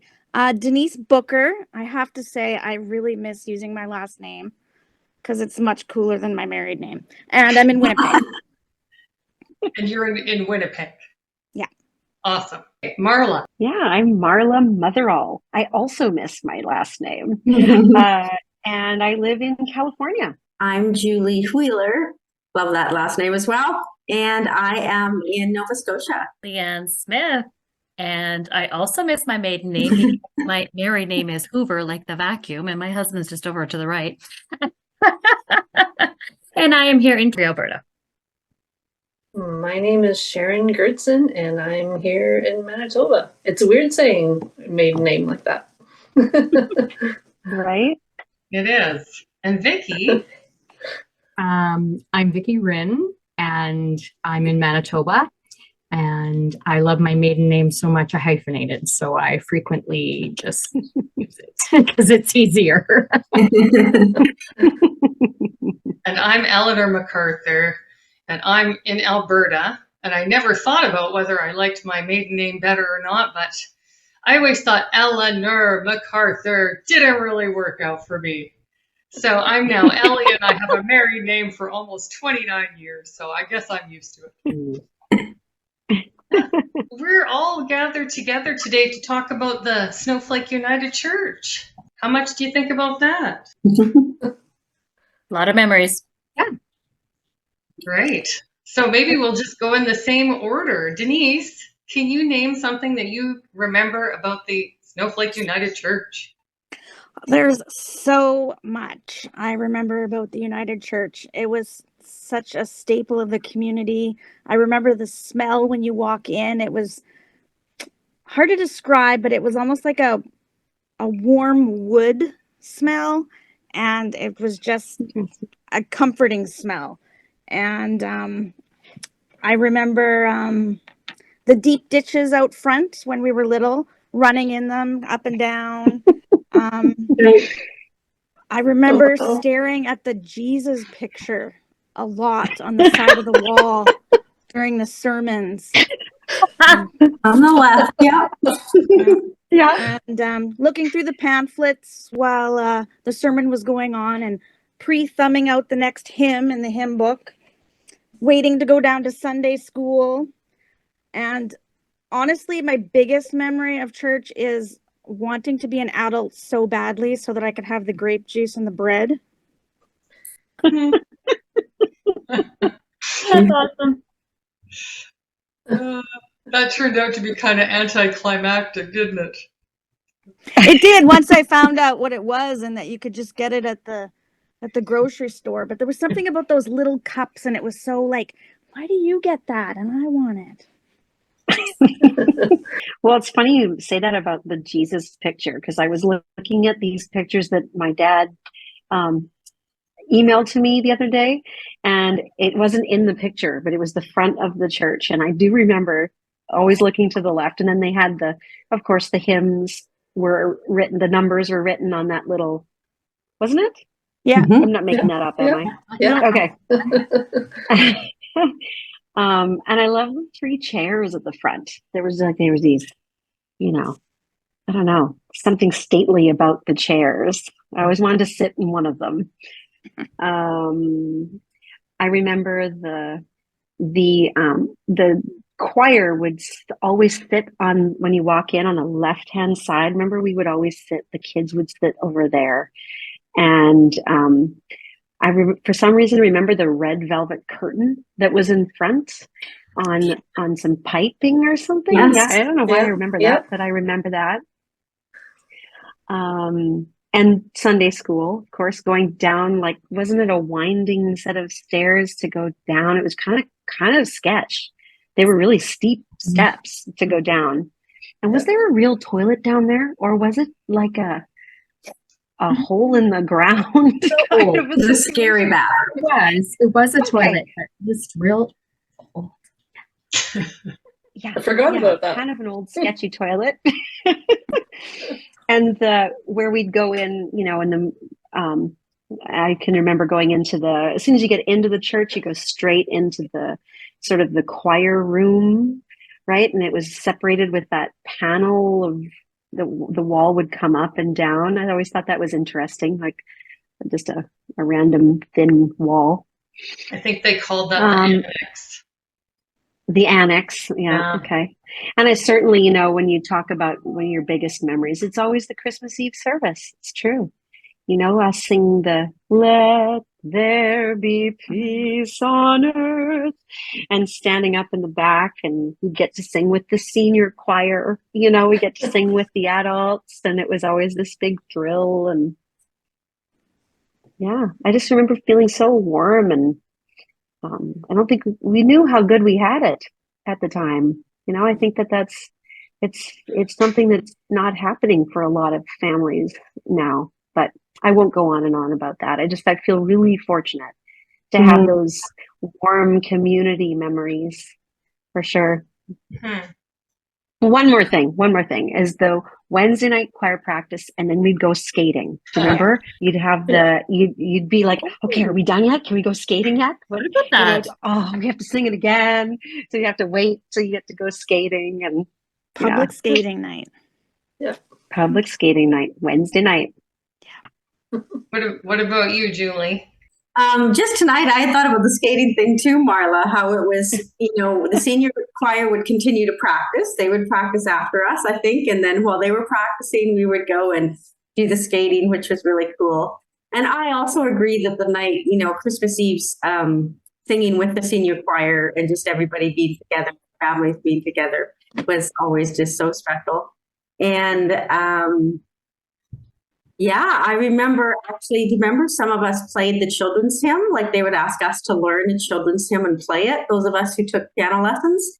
And I remember one time I was so petrified and I couldn't even get through the introduction. And Mr. Tyndale leaned over and said, "Do you have the right hymn, dear?"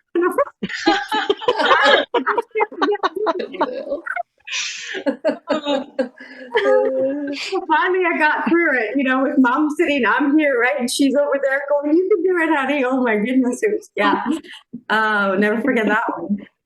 But I remember your mom playing the piano, Marla, and then of course, Vicky, your mom leading us, and just, how wonderful that was week after week, come and be together. Yeah. And the little blue chairs downstairs. That we had the little blue chairs that we had on the little blue tables, right? Until we kind of graduated to the older class with Elsie Brown and that other kind of room, Oh, great memories. Those are good ones. What you got, Leanne? The Snowflake Homecoming Service, 1988. Oh yeah. Classic memory. It was wonderful. The And not Anne only Marie that, song. but the song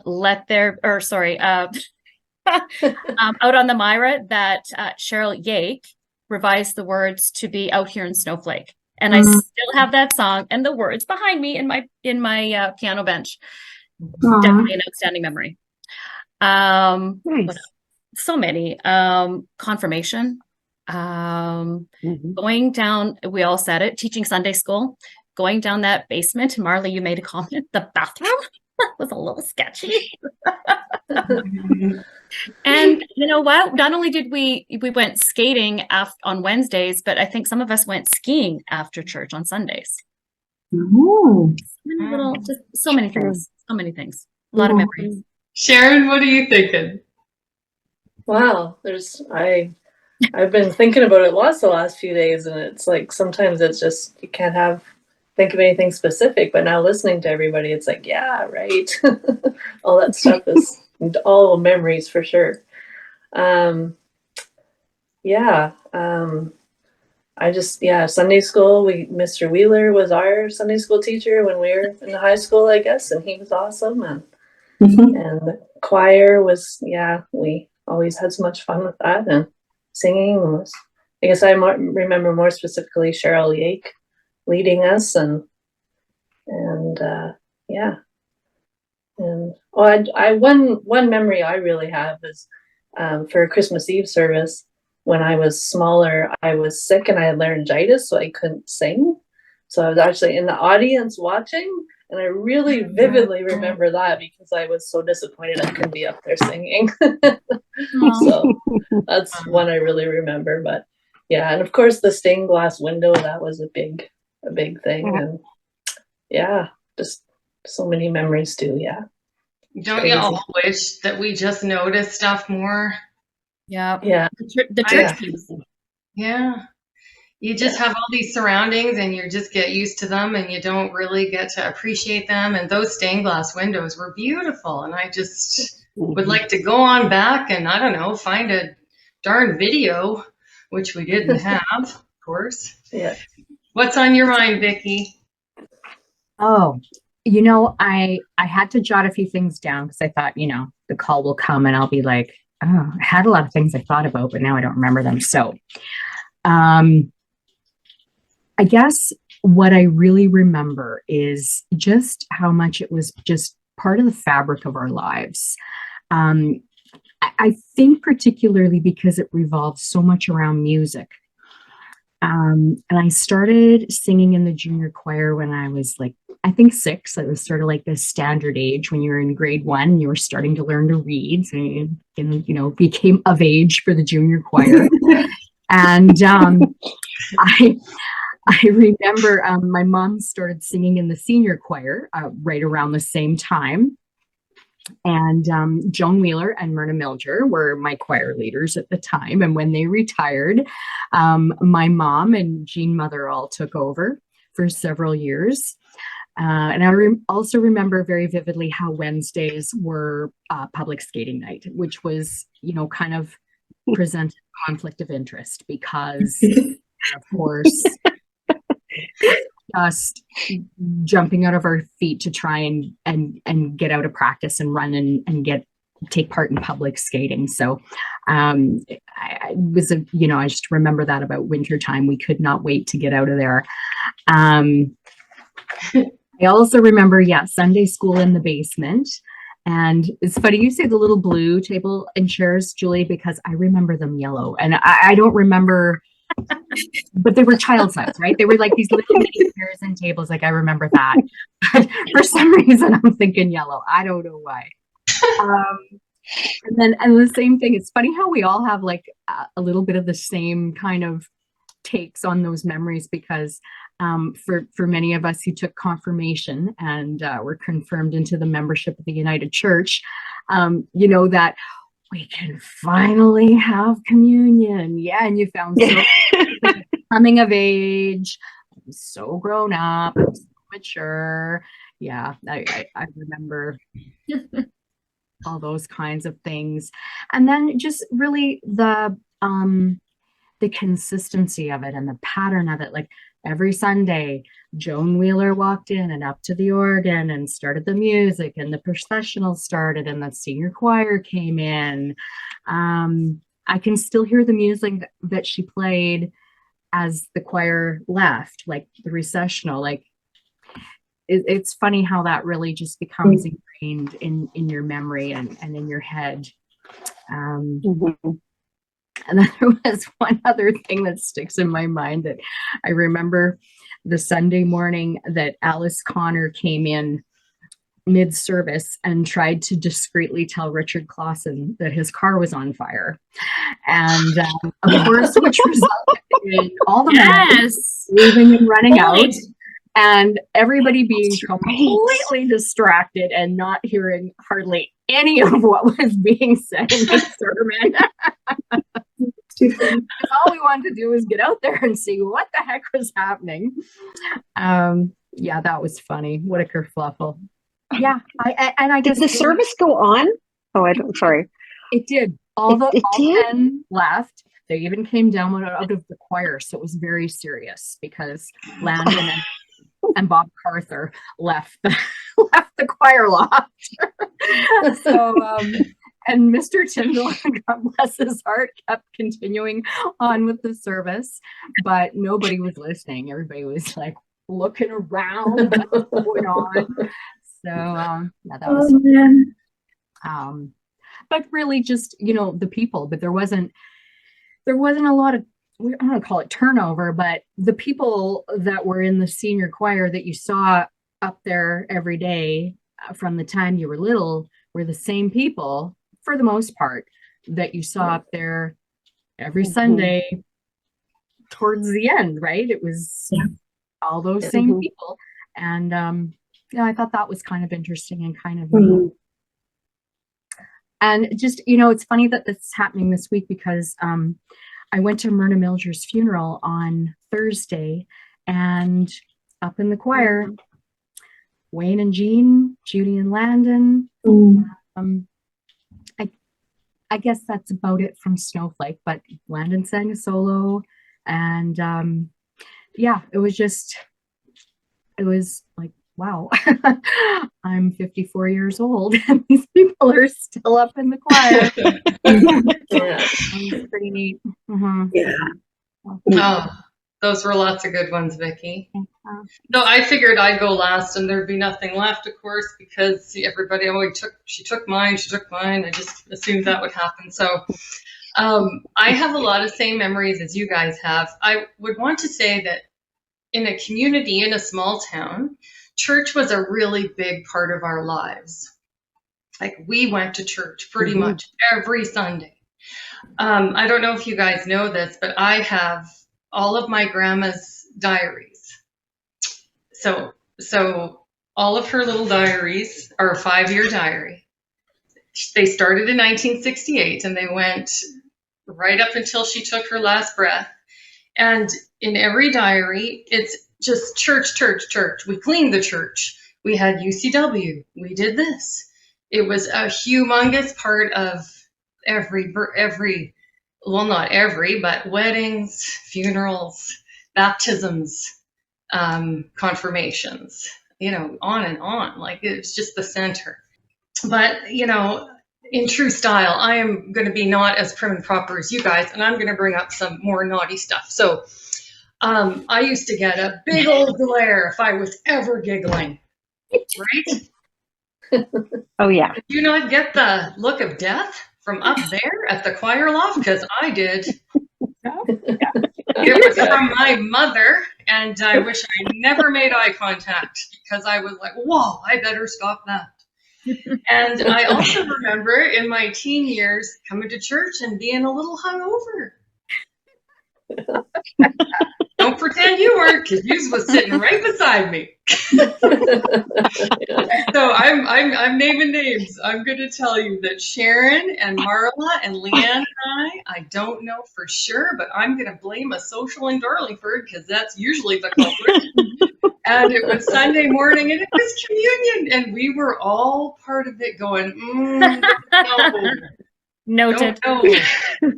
Sharon, I don't remember you might have been the designated driver that time. I don't know if you remember, but I remember Marla and Leanne and I making trips to this unspeakable bathroom that we're talking about.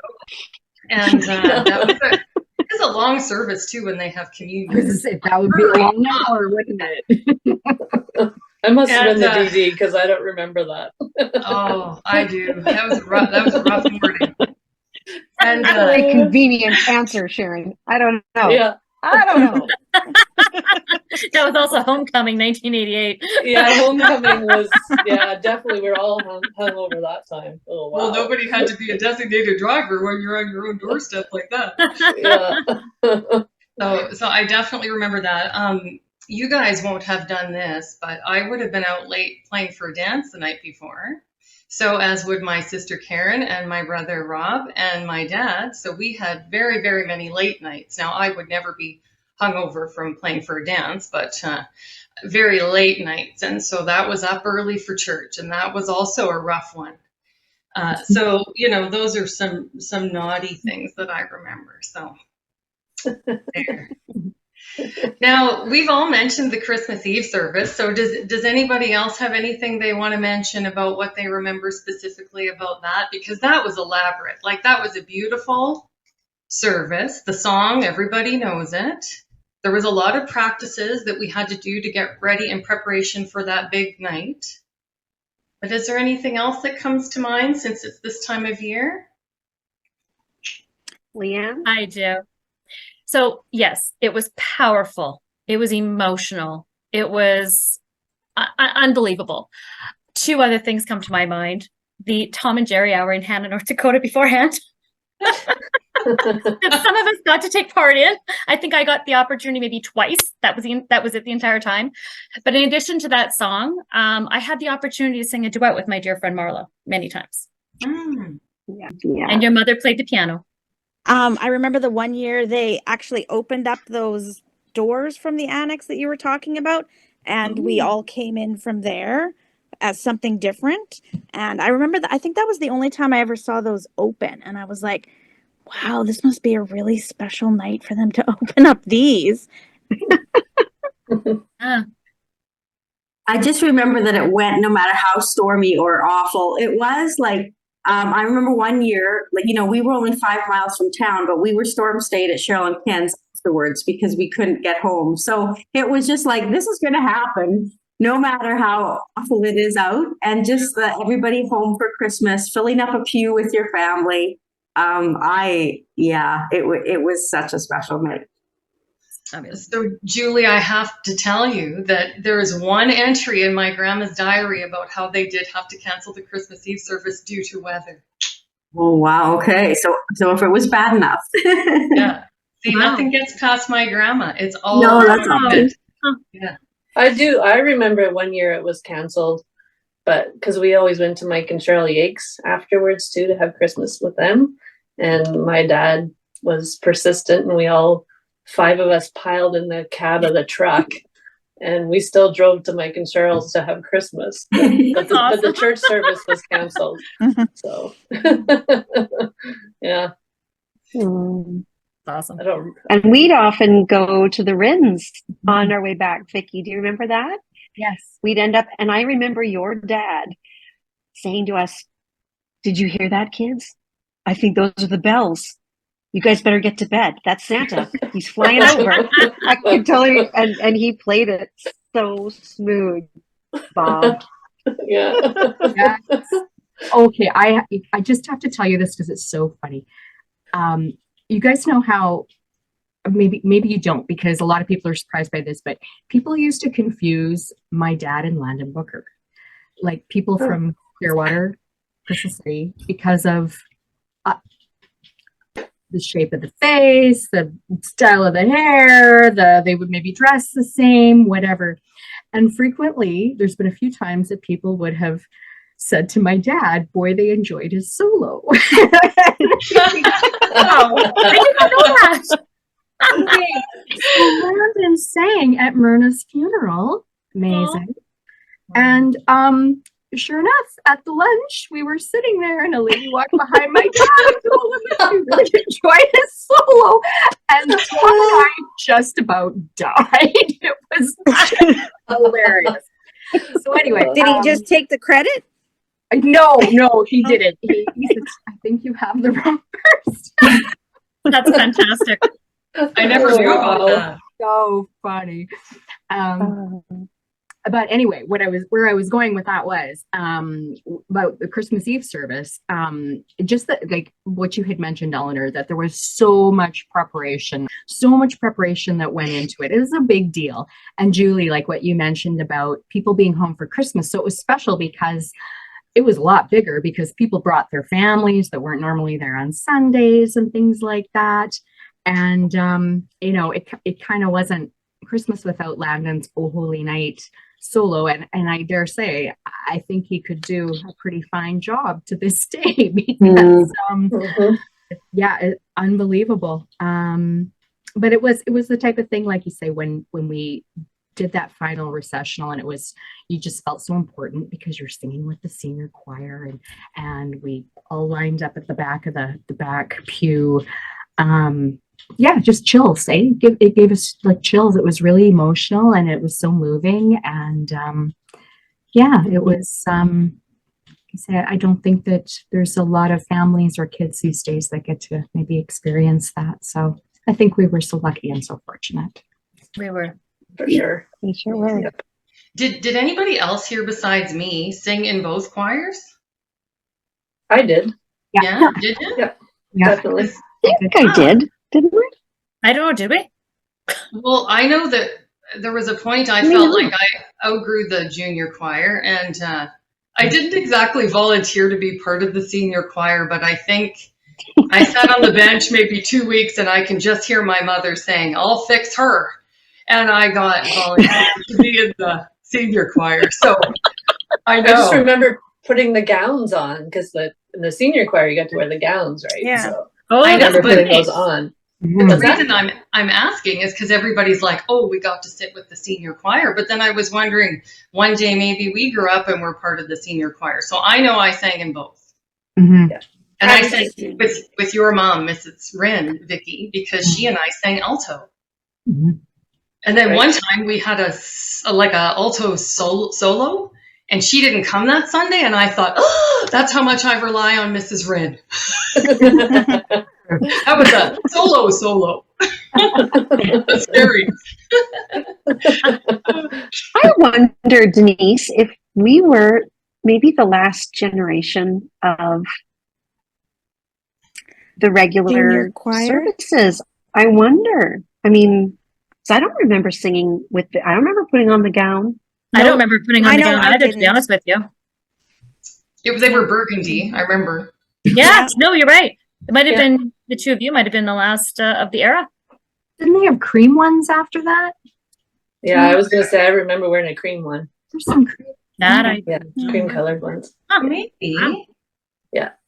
Yeah, It they was did one of get those new, things they like the got new juice ones that I later looked on. forward to but never got to partake in.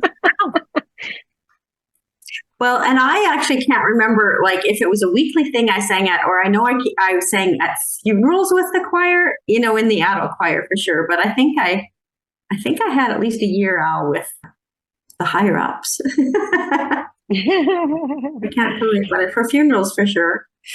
And then confirmation Sundays, they'd bring out those white gates. And we had to Oh, sing, yeah. Open the gates to the, oh, yeah. Turn so wide or whatever. Oh. I remember that. Yeah.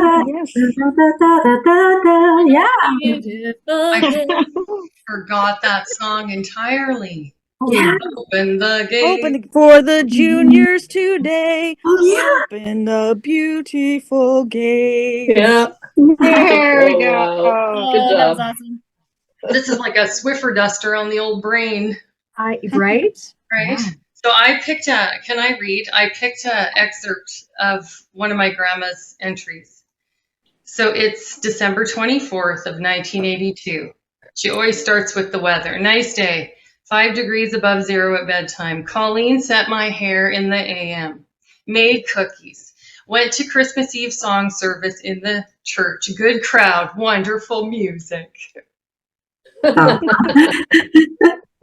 There you go. And it was warm that year too. Then. Yeah. That's interesting. Mm.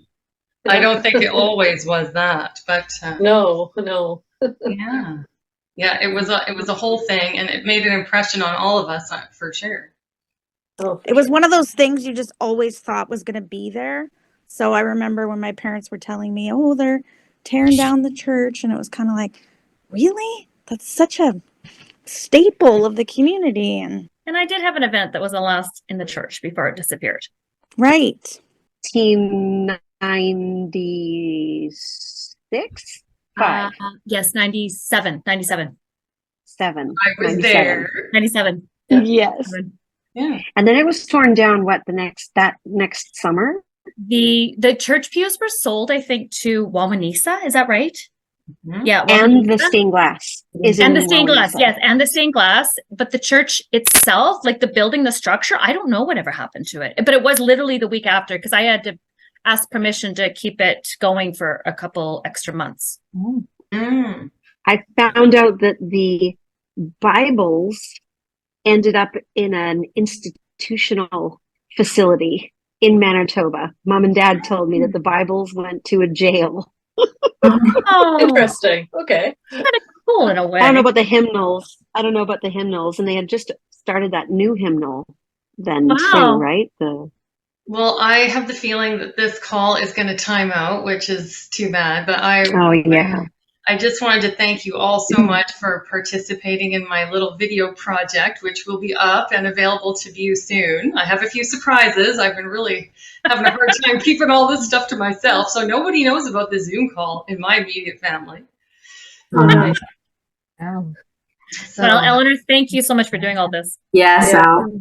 yeah, no problem. I had a little nightmare the other day that I got you all together and I forgot to hit record. You did it. So- I saw the thing. It said record. Oh, Yeah, I know. I was like, as soon as I saw it recording, I thought, well, maybe that's a good dream to have. It keeps you on your toes, right? But Nice.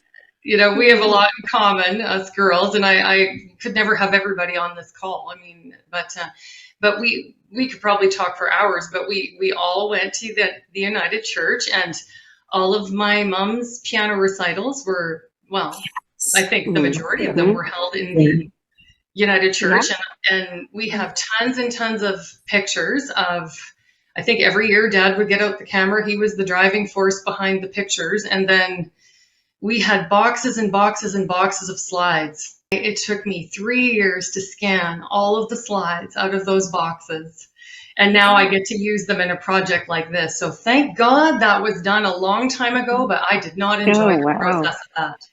I'm enjoying it now, but I did not enjoy the process of that. And my dad took a lot of pictures.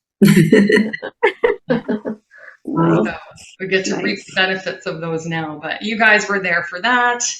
I mean, let's face it. Anyway, everybody joining in on this call was just like a community coming together. So thanks.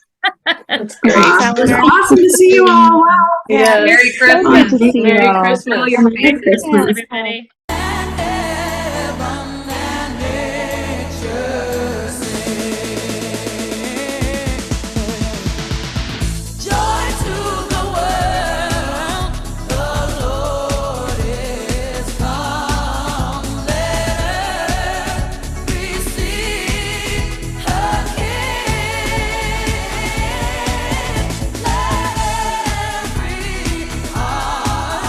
Prepare